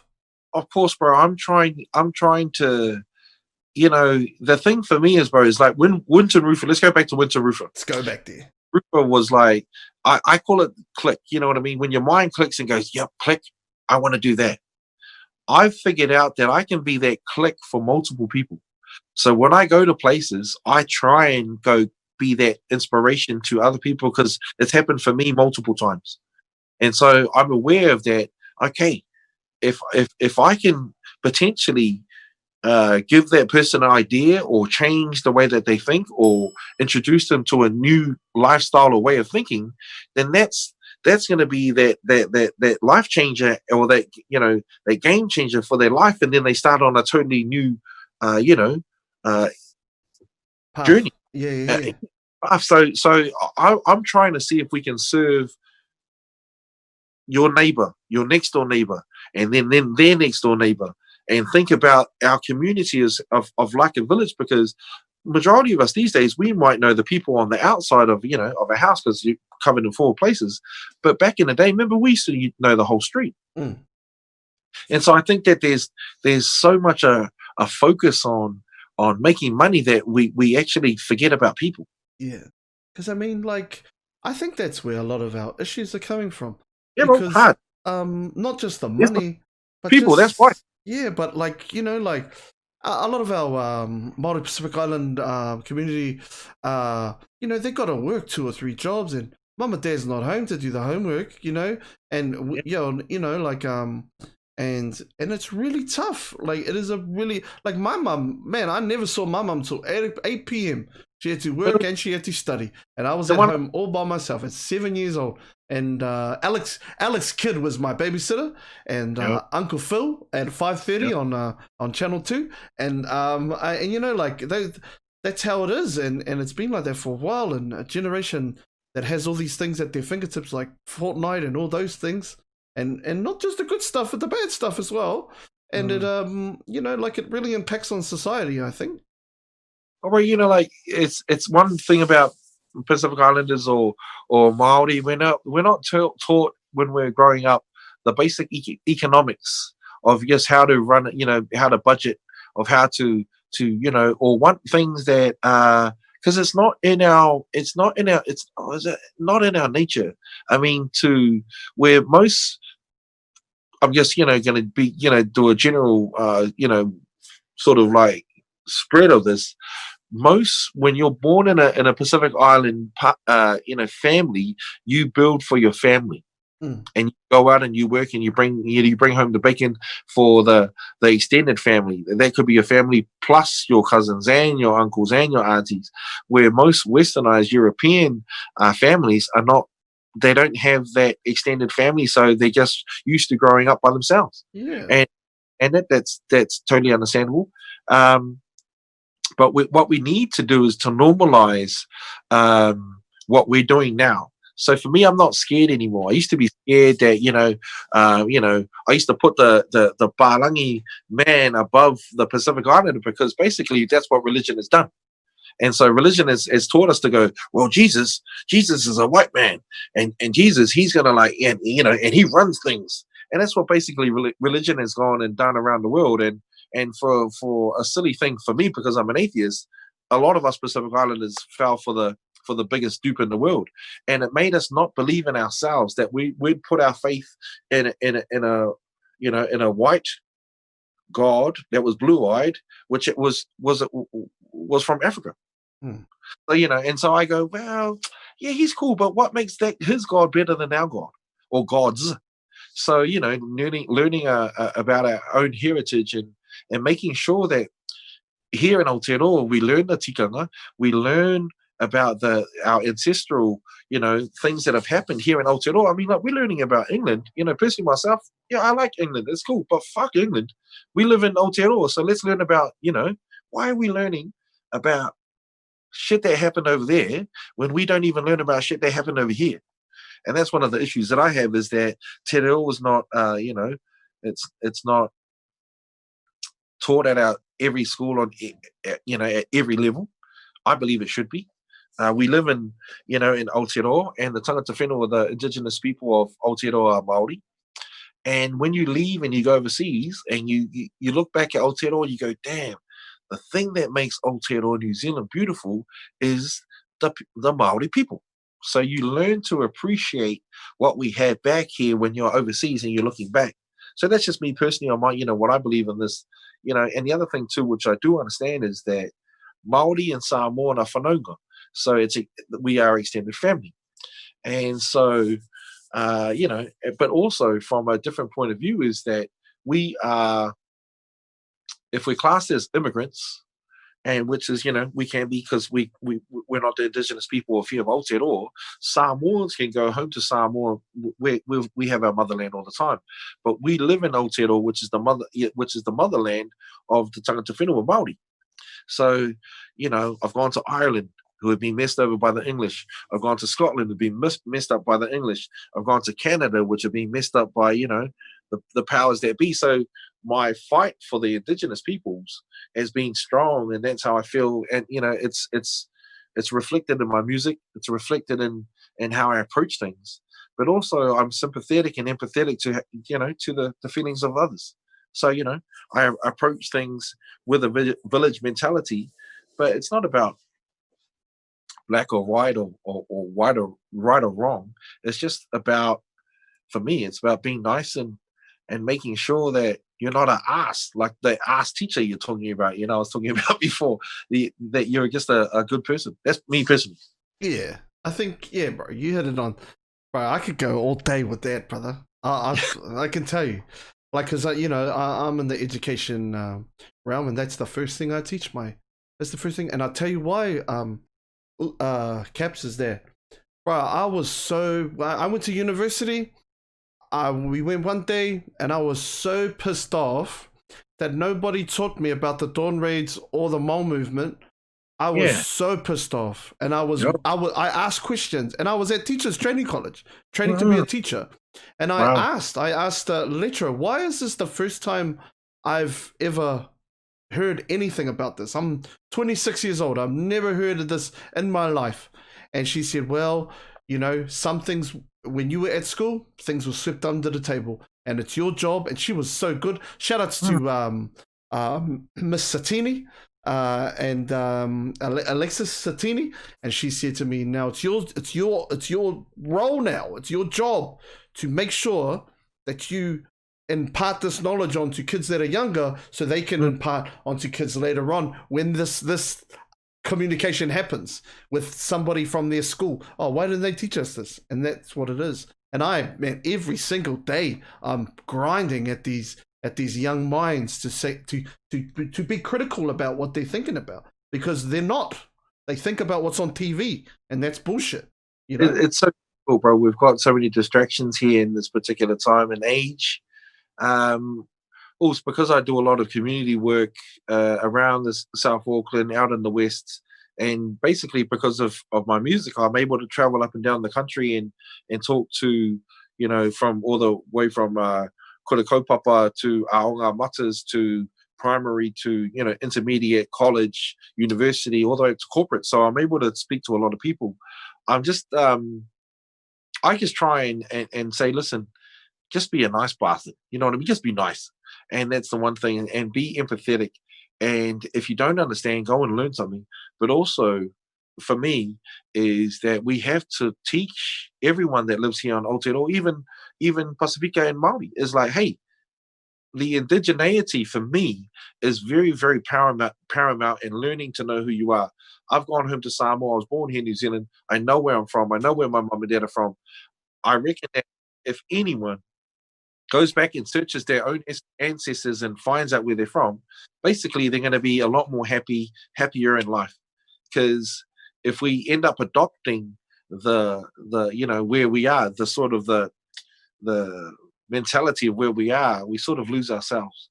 So I'm definitely a big believer of making sure that at some stage, make sure you find out where you're from, make sure you go back there, you know, research your history, find out where your parents are from and your grandparents, and then take your kids there.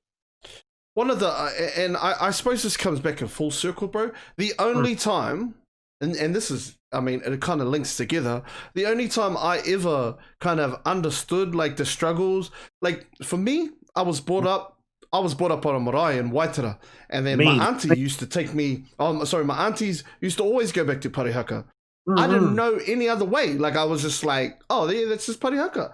And then I didn't know. But the first time I ever heard that maybe Parihaka is a big deal was Tiri Moana and My Time. Yes. That was the first time I was like, wait a minute. Hey, that's where our auntie used to take me.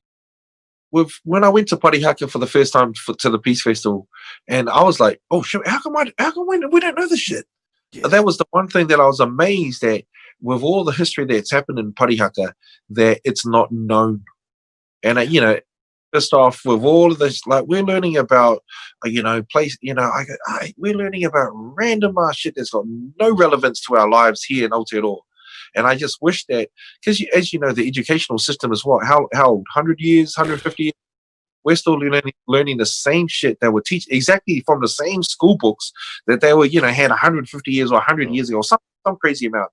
And I go, can we just learn from our mistakes and some motherfucker get onto the shit and start schooling some people? Because, you know, this Black Lives Matter movement has been super incredible because people now are getting checked. Yes. You know what I mean? And that's what I love about it. It's like there's stuff that I wrote 20 years ago about reverse resistance and all of these songs about, you know, basically about these injustices that have happened to our people and people of color around the world. And now I go, it's about time. I've been waiting for this. And now people are getting checked.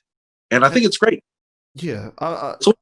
It gives like, you know, and this is going to come across really sad and stuff, but it gives a person like me who is my skin is Pākehā, but my mana and my heart is Maori.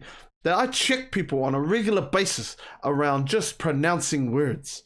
Like hard. Like I go hard and now I have no remorse. Before I was like, oh, yeah, I know what you're saying. It was the ones that get me are the TV presenters. Right. I'm like, oops, yeah, get here. And the thing that gets me is like, Alpha. And because I know some of them, I respect some of them. But guys, it's one of the most simplest things. How about go to a real class for a week or a month, and then because you're on television and you're on the, and I like some of these people. There's some really cool cats, but please pronounce the word properly. Then I'm like, dude, I just feel reaching through the TV and just slapping them in. It's like, mate, it's like if I could give a person a virtual slap, I'll give people virtual slaps through the TV. Hey, my I don't want to say lyrical, but my verbal slap that I give someone is I just look at them and I say, every time you say it like that, you stomp on my mana, brother. Yeah. And then they just look at me, and it's true. Yep, I agree. I agree. Yeah. Just make the effort. I mean, make the effort. We've been learning these words since we were 5 when we first started school. And if you haven't got your shit together by this time, mate, check yourself. Yeah, hard.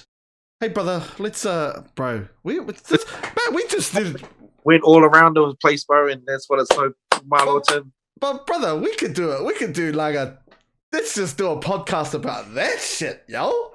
Oh, that'd be a good idea, bro. It's like the one thing is, I think the other thing too is like fans would understand that through your experiences and the multiple experiences that you have, I was beaten up when I was like maybe 7 in Island Bay, and so one of my these, and I knew these kids. That was the thing I couldn't understand.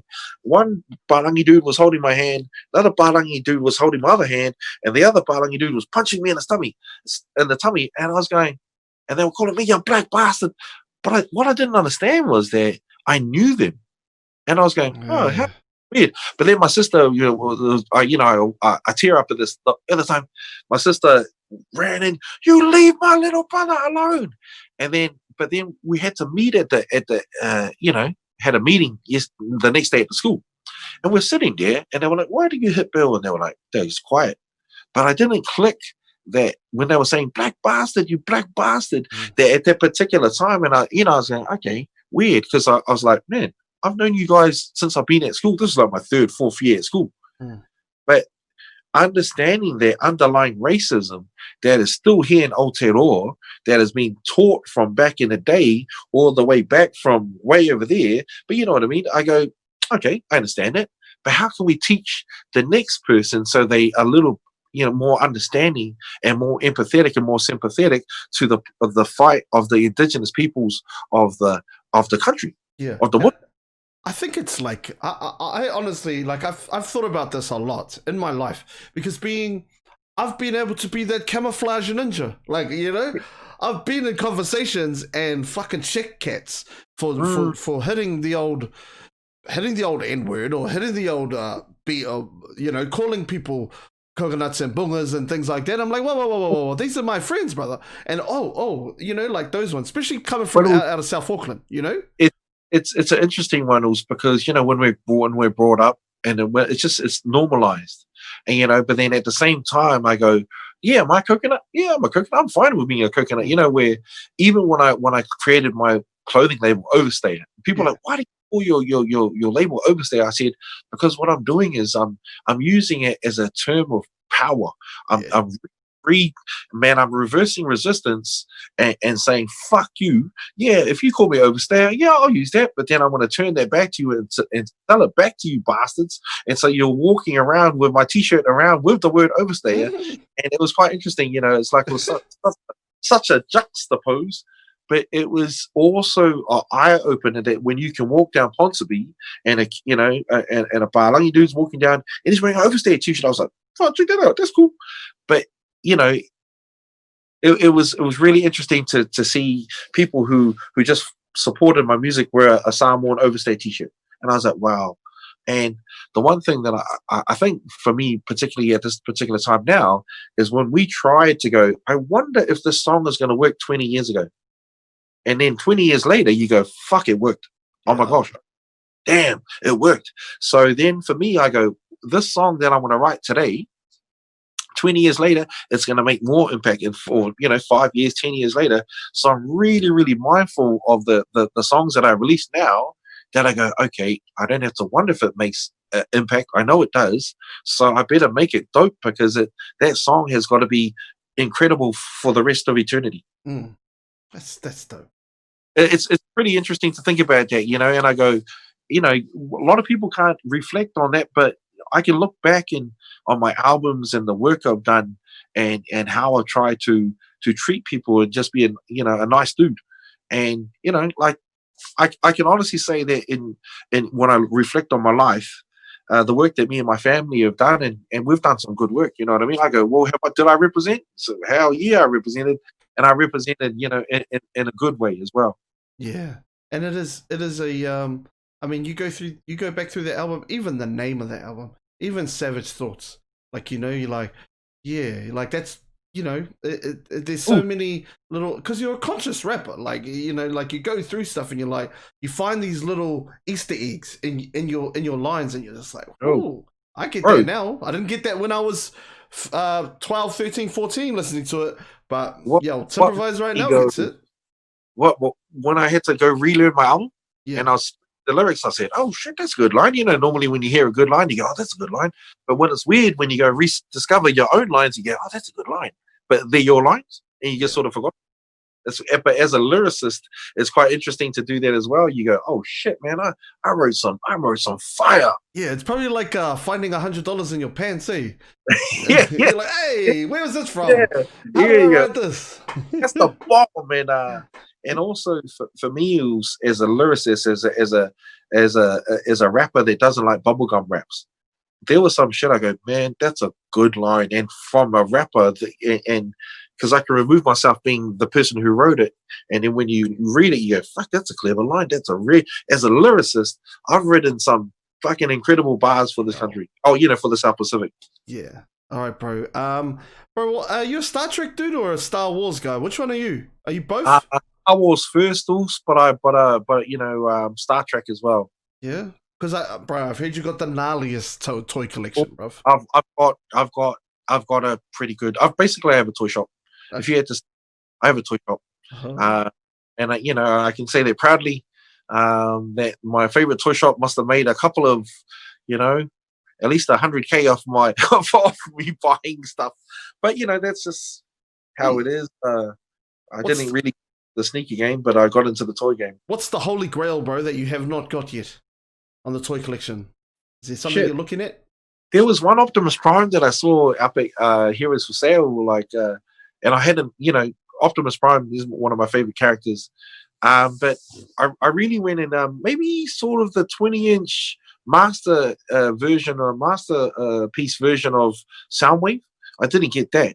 Wow. And also there's a 20-inch version of other masterpieces of Transformers that I didn't get.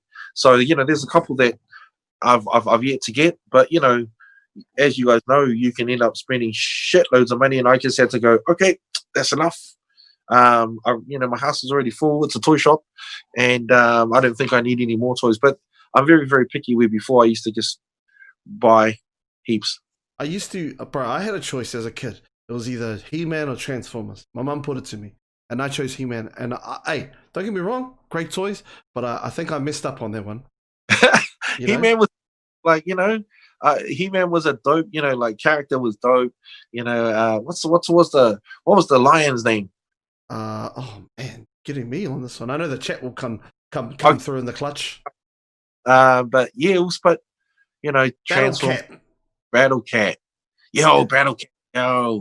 And that was, also, toys wise back in the day, me, Doctor Who too, bro. Doctor Who was ill for me. I love Doctor Who. I mean, that's all we had that was cool to watch back in the day. That was it. And Doctor Who and Wurzel Gummidge. Fucking hell. Oh my gosh, Wurzel Gummidge was the most shockingest one that ever, but but Doctor Who was dope. That was like Doctor Who, Star Trek, and Star Wars. That was the only thing we had. Logan's Run was another one. Man, Fid is a big Doctor Who fan. Yeah, shout out to Fid. Fid, hope you're good.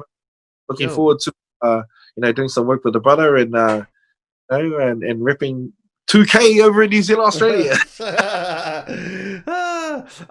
Bro, like, so, Marvel films, bro. Are you into the films? Oh, bro, been watching them. You know, I go to sleep watching them. It's like if I had to go to sleep to a movie, it's either to a Marvel film or to Star Wars, or you know, those are probably my choice. Yeah, because you're pretty big down at Heroes for Sale, eh? all Heroes for Sale. I used to go to every Armageddon. I was supposed to, Bill, if you're watching this, the dude who runs Armageddon, I still remember that I'm supposed to get into free every Armageddon. That was the deal we made at least 10 years ago, and sometimes I find myself paying to get into Armageddon. That is not right, my friend. You know, make sure that every time I come to your event, it's for free, mate, and my family. Yeah, it has to be. It's, Armageddon's. I don't know. I'm not a big fan of Armageddon. I'm just waiting, bro. I've never been to a Toy Con, and I can't believe I haven't been to a Toy Con. So, you know, I've had other friends that, you know, Mikhail's gone to Toy, you know, and I'm like, okay, bro, what's it like? And when you find other toy, you know, guys, and they go, man, it's the shit. I go, okay. So that's one of my grails. If I have to say, you know, one of my grails that I haven't been to, I go to a Toy Con somewhere, and you know, sneakers, maybe, but going to a Toy Con, that would be even better. Bro, you've started streaming, brother. And I love it. I fucking love it, bro. How are you finding it? I started 2 weeks in. I got bored, super bored. I was like watching my favorite DJs, Jazzy Jeff, Bismarcky, D Nice, and I was just watching. I was like, okay, cool. This is what they're doing. And then I thought, fuck it, I'll give it a go. And then just started DJing. So really, I was just like, getting horsey myself, hey, but really I was just DJing for me and my family, and I imagined myself I was back at Willie's Wine Bar in Wellington, and that's you know, Billy's Wine Bar, and I was just DJing for me. And then the weird thing was, first you know, show that I did 13,000 engagements, and I was like, oh, this is interesting. Next week did it again, 26,000 engagements. I was like, oh, this is even more interesting. So I started a reggae show. And basically, you know, I asked an incredible crew called V3 Tech, and basically they came along and gave me this incredible backdrop that I have, and you know, and really, you know, decided to run with it, brother. And so, you know, 12 weeks later, or however, you know, weeks then till now, I've got over 500,000 engagements, and we're still building. You know, started Hoops in Life, my show.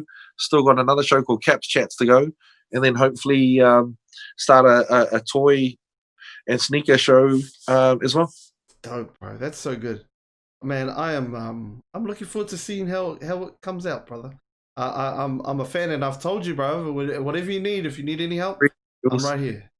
Appreciate you. Thank you, brother. All right, bro. Let's get into some of these chats. Here we go. The brother Fuck Up. Well, that's his name. Interesting. What has been the favorite gig to perform, and why is it Splore 2020? Why? Oh, you know, like for real, Splore is my favorite now festival. Splore is my favorite now festival. Back in the day, it was the Gathering at Takaka. There was some shit up at Takaka at the Gathering that was has not been matched. It was just in the middle of nowhere, and man, it was a crazy time. But I do love Splore. I'm looking forward to Splore. Big up John, because we play every year. I think potentially, I hope Headlock is on main stage again, and we'll be rocking a later stage, because we played and we put Headlock as the name, but we didn't put King Kapisi and Shefu. And so people were like, when they walked up, they were like, oh, I didn't know it was you fellas. So we might hopefully put next time Headlock and King Kapisi and Shefu, so people know who Headlock is. All right, here we go. Next one is from Just for Kicks. If you're not of Just for Kicks, man, he does customized kicks online. He's the man. How long? Yeah, I'll send you the link, brother. You'll love the bro. Bro, I've got some white shoes also that I need you to and actually they're my sneakers too. So I've got like maybe 11 pairs of my own white sneakers that I'm going to send out to different artists and get them to, but the bro's one of them who's going to do that. He's the man. How long did it take you to get overstay clothing from your brain into farmers, cuz? So what I did was I was making some t-shirt designs with my mate Kennedy Pointer. And so Kennedy already had a clothing label called Pointer. And basically, I went to him and I said, "Bro, let's make up 10 designs." So we made up 10 t-shirt designs, stuck them on a outline of a t-shirt. So when on a piece of paper, and then I took that one piece of paper and my Savage Thoughts CD into farmers, and I said, "Listen, I want to make some t-shirts and stuff." And then I walked out with a $50,000 order. Yo. And I was like, "How the fuck am I going to fill that?"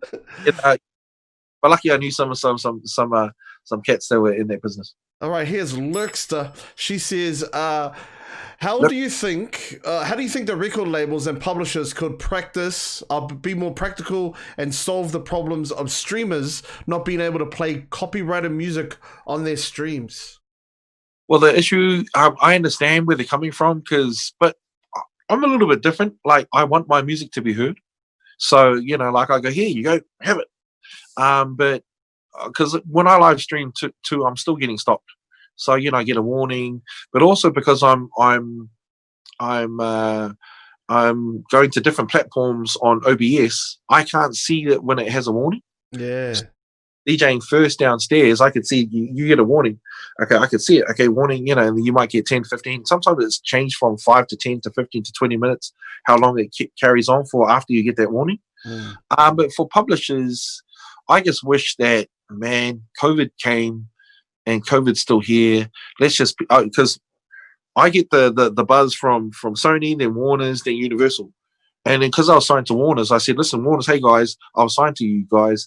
Please let it go." And then after a while, they let it go. But if you give them a good enough excuse, they let because what they do is they mute bits of your set. Yeah. And so after, they let it go, or sometimes they just keep it muted. Have you heard of the conspiracy going on about Spotify, bro? Also, I don't really know because I'm quite ashamed that I'm not even. I am on Spotify, but I'm not rocking Spotify. Okay. It's like it's not one of my platforms that I'm trying to run, which I do a bit silly.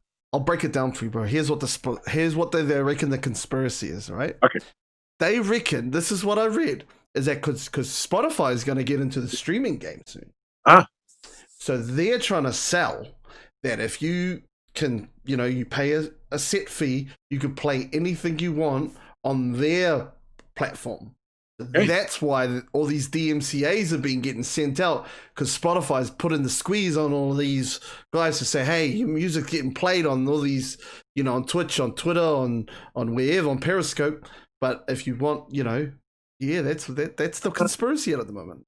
Well, bro, I mean, I just like it that at least on Twitch, I can go and check that, because I haven't got many followers on Twitch. So I don't even know what my name is on Twitch. How silly is that? But maybe I should, I'm definitely would be cool to get more followers, but it's quite interesting how now we have to market ourselves on multiple platforms. Yeah. And I'm not too bad on Facebook. I'm all right. Not too bad on Instagram, Twitter. That's right. But if you learn how to master Periscope and Twitch, what I'm really looking forward to, Tim, is to start, gaming, and just because thank you to my PlayStation family, and for hooking us up, and thank you to Fid for hooking me up with Star Wars and with NBA 2K. In the last 2 weeks, I played twice, which is pretty shit. You're gonna need more than that, Kazzy. Well, right now, but what the thing that gets me is also is like I've sort of like forced myself to think when I'm just gonna go, man, I should just relax, but I don't. Yep. And then I keep working. So then I'll keep on working, and then at 2:00, and then when I go back to the game, I'm too tired. But really, I should go maybe at 10:00, 11:00. I'll shut off my brain and I'll just go and play. Just do something fun. Yeah, but I'm getting so used to just working that I feel guilty when I go play the game. Only one of those two things pays the bills, though, Kazzy. You got to remember that. Yeah, true that. But if people are getting paid off, of that. Yeah, you got to build. Yeah, you're right, brother. You're right. All right, next question. We got Elastic Man. He's a Wellington boy. Shout outs to Elastic Man, one of the greatest to ever do it. His name is Maha. He says, "What's your favorite local food spot in Welly?" Kilburnie fish and chip shop. and mine is I'm going to go there tomorrow actually. Shivers, and it's the place that's on Ghuznee Street, and it's called Satay Village. It used to be Bandong. Bandong was before Satay Village, around the corner. That was the old spot, but now Satay Village is probably my spot that I go to now. Is that a Kilburnie one, the double fry? The one across from the bus stop? Yes. So some girls that I used to go to school with, Island Bay, that's their parents. Oh. No FPOS though, eh? Oh, see, I know that those guys are just working their tax. I go, that's right. You guys are winning. I was like, man, you guys are onto it. Only cash only. Hey, you got to be honest. Some cat from Clinton. I do my research, my G. Yo, your brother, yeah, man. I was like, this guy. Oh, bro, hey, I got him, bro. Hey, Bloody Samoan, aka Mikau. Mikau, what up, folks? Do you still have his Liger mask? I do still have the Liger mask. So, of course I do. So, I'm not going to lose that. I mean, so, I can't remember, I'm sure, because the bro uses my song to his entry music. Yep. And still got the Liger mask, so I keep it safe, just in case you're like, oh, I lost my mask, I need my mask back. So, I used to love wrestling back in the day, and I've jumped into the ring twice with the bro now. So big up my bro also, and because he's he's Samoan and he represents Samoa, and I love what he does. And he's a true like wrestling dude, but artist as well, because I love his art as well. So talented, eh? Bro, dumb man. So, bro, I run this. Sorry, Caps. I run this web series called Bakery Runs, bro. I don't know if you've seen it. Surely, sounds like my type of show, man. We'll get you on, brother. Let me know. Anyway, so I took we went back to Mangere. I took me and Mikel, and we went to Windmill Bakery. Oh my life! I'll tell you what, that mud cake from Windmill Bakery. Next thing, but we just sit there, chat it up, do some hey, this is steak and cheese. Try to sound all posh, but I'd love to get you on, bruv. The High Taite Bakery in Wellington, their bacon and egg pie is game over. You bloody took one of my questions. Jeez. Oh, okay. Yeah. I've researched that one. Hey, next from the mighty Unga from the Rock. He says all-time starting 5 and 6 man. Who are you going with? NBA. All-time starting 5. I would go Shaq in the middle. I'd probably go Shivers. Who got it the 4, brother? Who got the 4? I'll go for Kobe at the 4. Oh, you mean at the 2? Oh, sorry. Also, I'm just jumping around. Yep. So we got Shaq, Kobe at the 2. Kobe, and then because numbers, I didn't even know numbers, man. I was just like the tall guy, the forward, and the short guy. Do your thing then, brother. Oh, yeah. Number 4. Which one is the 4? That's the power forward, cuz. Power forward. I'll probably go. For me, I'll probably go James Worthy. Ooh. That's just me, because he was one of my favorite players, and we still got another forward to go and a guard. So Shivers, man. I mean, could I put Hakeem in as a power forward? Like why not? And then the other guard, probably favorite guard. Oh man, I could potentially go. I might go Magic. There we go. That's a solid lineup. That's a very Laker-orientated. But I'm trying to, because like Michael Jordan, I wasn't really a Michael Jordan fan, so, but I appreciate him now. But I hated him. I hated him that much that I didn't watch his games. I hated him that much. Being a Knicks fan. He's not a. I didn't watch that. I watched their games. I never watched the Bulls games ever. Well, I mean, there wasn't many on. I mean, Neil Walker would do his thing on a Sunday in the afternoon, but that was it, right? Yeah. Also, I mean, we were starved for that shit, and I'm so happy now that we can just league pass, thank you, and then we can watch. That's the problem with having league pass, because then you don't do any work. Yeah, you're gonna have it on in the background, wait for the fourth quarter, and then start watching the fourth quarters. I can't do it. I just end up watching, and then. My wife, you doing any work? All right, this is from TK, my bro TK over in Aussie. He says, opinion on hip hop scene in Aussie and New Zealand, and the young pollies like 1-4, Lissy, and all the other people that he can't think of right now. But all of those young Polynesians that are ripping it in 2020. I think for me is that I was actually recognized as Australian 20 years ago, like 20 years ago. Oh. They thought Australian. But you know, they because I was over there and I was doing so well, they were like, "Yo," and because I got introduced like as Australia's own Kapisi, and I was like, "Oh yeah, oh, good. You know, if that's what you want to, you know." And they thought I was one of them. So I said, but the Polynesian raps, for me as a rapper, I only judge raps when I listen to the lyrics. I don't, you know, you could be talking about milk and your cat, but do it cleverly. And you know, it comes down to lyrical content. And if you make it interesting for me, but it's just that some of the rappers these days, it's just very simple, you know, and it's a little bit too simple for me. I mean, because if I'm been rapping for 33 years, hopefully my lyrical content or the things that I can, you know, ingest or digest is a little bit more better than ABC raps. Not saying that every rapper is ABC, but do I like mumble rap? I've heard some really good mumble rappers. But is it my cup of tea? Probably not.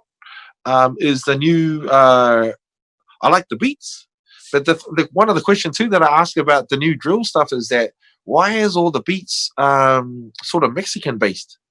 Yeah, that's true. And I go, well, isn't there other type of music that we can rock that you know that you can use as the sample or the sample at the back?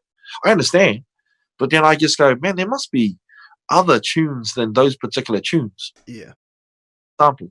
All right. Mate, you're onto it, brother. Hey, so I got my quick fire questions, bro. Let's go. These are the deep ones, guys. Go. Okay, can you name a better rapper than Rakim, bro? That's pretty hard. I mean, who would give Rakim a good go? Just with his, I mean, if you're talking about that time, Big Daddy Kane would give him a good go. Yeah, and that's your guy, though, eh? But Big Daddy Kane's dope too. You know what I mean? It's like. But you know, if I had to go with a fast style, I mean, both of them. What I love about those two, they could go slow and fast. Some rappers are just slow, but then you know, when I heard their fast, I was like, oh shit, these guys can go fast as well. And there's not many cats that could kill it slowly and kill it quickly as well. That's why I think that I love those two particular rappers, especially myself. But also their cadence, the voice was ill. You know, times you listen to rappers these days, you don't know who the fuck they are because they all sound the same. Yeah. And, you know, but Rakim, better than Rakim. Oh, shit, it's a bit of a stretch. But also, I really love Chuck D for his lyrical content, for his voice, and also his message. So, I mean, those are some of my favorite rappers. Is there a better bacon and egg in New Zealand than Hataitai Bakery? I've looked, like for real, I've looked. But I always go back to that particular one. It's the buttery pastry for me. It's like you can't beat the buttery pastry at High Tai, you know, because I keep on going back and I go, man, you guys have kept the same recipe from 20 years ago. Yay! It's still the bomb. Yeah. Here we go. I'm gonna ask you this question. Have you ever been to Clendon Bakery, cuz? Clendon Bakery. Yeah, I've been to a couple of places in Clendon, but I don't know if it was the Clendon Bakery. Oh, okay. We gotta change that. That's that bacon and egg slice. Ooh. Yo, okay. Yo, here's a question: should bacon and egg pies have peas and corn in it? I am a big. I like some peas. I don't know about corn. I like peas.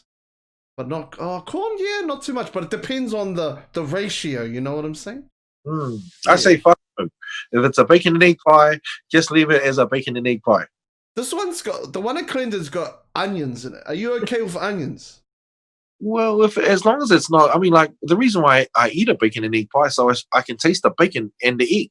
You know what I mean? I go, well, call it a bacon and egg something else pie. If you're gonna, you know what I mean? Don't bacon, egg, and vegetable pie. You know what I mean? I go, that's just weird to me. I just go, it's disappointing. All right, bro. This is a 2-part question, and I think this question is going to be the greatest question that nobody's ever asked you, Caps. Wow. Here's the first one. Have you watched The Mandalorian? I have watched The Mandalorian. Here's the second question that's going to go, holy shit. Did they rip off Lone Wolf and Cub? Ooh, that's a good one, Oz. That's probably one of the best questions I've been asked. Hey! Boom. Hey! Shit. Because I'm a big Lone Wolf and Cub fan. And my favorite toy that I've got in my house is a Lone Wolf and Cub toy, all the way from Japan. Ooh. I was in Japan. I'm just going to tell you my Lone Wolf and Cub story. Like, I was like, walking around Shinjuku, and I was like, couldn't speak English. I mean, I could speak English, but no one could speak English that I asked. And I was on my last day, and I walked into the store, and I saw, because of, I collect the Lone Wolf and Cub books, and I saw the character. I was like, oh shit, check that shit out. And I asked him, I said, excuse me, sir, how much? He couldn't speak English. I couldn't speak Japanese. And then I had to call my wife and said, babe, I just found the Lone Wolf and Cub toy. I don't know how much it costs. And she goes, what do you mean you don't know how much it costs? I said, it could be from 500 to 2,000. I don't know. And she goes, what does that mean? And I said, I want to buy it anyhow. so we I think I got it at home. It cost like $600 New Zealand, but it's my favorite toys. And then I managed to find the same Retsudo character in Canada. And then when you got the main characters of Lone Wolf and Cub and what's the little Thomas name? Man, I should know his name. But those are my favorite toys. But yeah, potentially, bro. I think so. If you had to go like, George Lucas following all the the old movies, the samurai movies, and that's what he based a lot of the Star Wars movies on, I would actually say you could be potentially right, bro. Thank you, brother. That's good. That's the best question that you lose, because Star Wars and Lone Wolf and Cub, I was like, that's two of my favorite things in the world. I know. That's why I'm the best. Oh man. That's why man. I need my own show on multi-television, brother. I agree, bro. You know what? Because that will be a dope show, my friend. I would watch that and support that show. Because I mean, this is not my first rodeo, King's Caps. I've done this for all of them. Yo, true that, bro. True that. And what I love about this show is that when we talk basketball, you guys like in there. I'm like, yo, it's. I don't know if other people enjoy it. You know what I mean? Because I enjoy it. But then other people might, man, these guys talk about toys and bloody basketball too much. So it might not be their thing. But for me, it's dope. I'll tell you what, I could go right in the chat right now and I'll say, if you agree that you want to watch the bro talk about toys and pop culture, yo, throw a woo in the chat and let's see what's up. That's what I'll say. We'll see. Here's another one that might get you, brother. Okay? I keep going with this. Do you think The Magician would be a good series on TV? Fuck off. Oh, my man. Bro, that is the second best, question heard. Oh. Who's in the chat? Bro, Raymond E. Feist, that's my shit. And Magician is my shit too. And I've read it from 1 to 24. And then when you get bored, you forget what happened at the beginning, then you start again and read it all the way through to 126. It's 26 books of that, all the way to Talon, and Crimson, and Heart. Bro, I wonder why no one has ever made The Magician, into a. I'm like, man, that's the dopest story ever. Next to Star Wars, I go, man. So, bro, good homework there, brother, because that is. There's this dude, I can't remember his name, but he asked all these rappers these questions. And as he's like this other dude, I can't remember his name. Nadwa. Anwar. But is it not, what's his name? Nadwa. Nadwa. You becoming the Nadwa of Aotearoa. But actually, fuck that. Nadwa is like the Tim Provise of wherever that fella's from. So good on you. That's two of the best questions I've ever been asked. That's great. Wow. That means a lot coming from you, brother. Oh, man. Because I tell you what, hey, Shay said the same thing. Shane said the exact same thing you said, but off stream when I caught up with him at the NBA game, he said, "Brother, Yeah. I got mad respect for somebody that will go out of his way to." And I said, "Hey, I got to pay homage to the brother. Like you made my, you know." That's impressive. Like, you know what I mean? Like, I love The Magician and I love Lone Wolf and Cub. So that's two things that I like. I go, yo, those are my favorite books, Magician and Lone Wolf Cub. And, you know, when you add it with Star Wars, I go, bro, genius, mate, pure genius. You are the man. I just try to make it fun and make you enjoy the interview. You know. When you told me, man, this is going to be your most favorite interview ever, this is like my most favorite interview ever. You know, I've done thousands of interviews over the years, and this is my favorite interviews. Bro, hand clap, bro. Ready to go? Bam. We got you. L. Thank you, brother. And that's my last question. Oh, I gotta leave it. I gotta leave it like that. You know. Yo, that was files because. Man, my mind is blown. My mind is blown. You know, like Magician? Hell yeah, that's my favorite book. You know, Lone Wolf and Cub. Shit, that's my favorite book too. Love the movies. Anyone that is out there, go and watch Baby Card in Peril.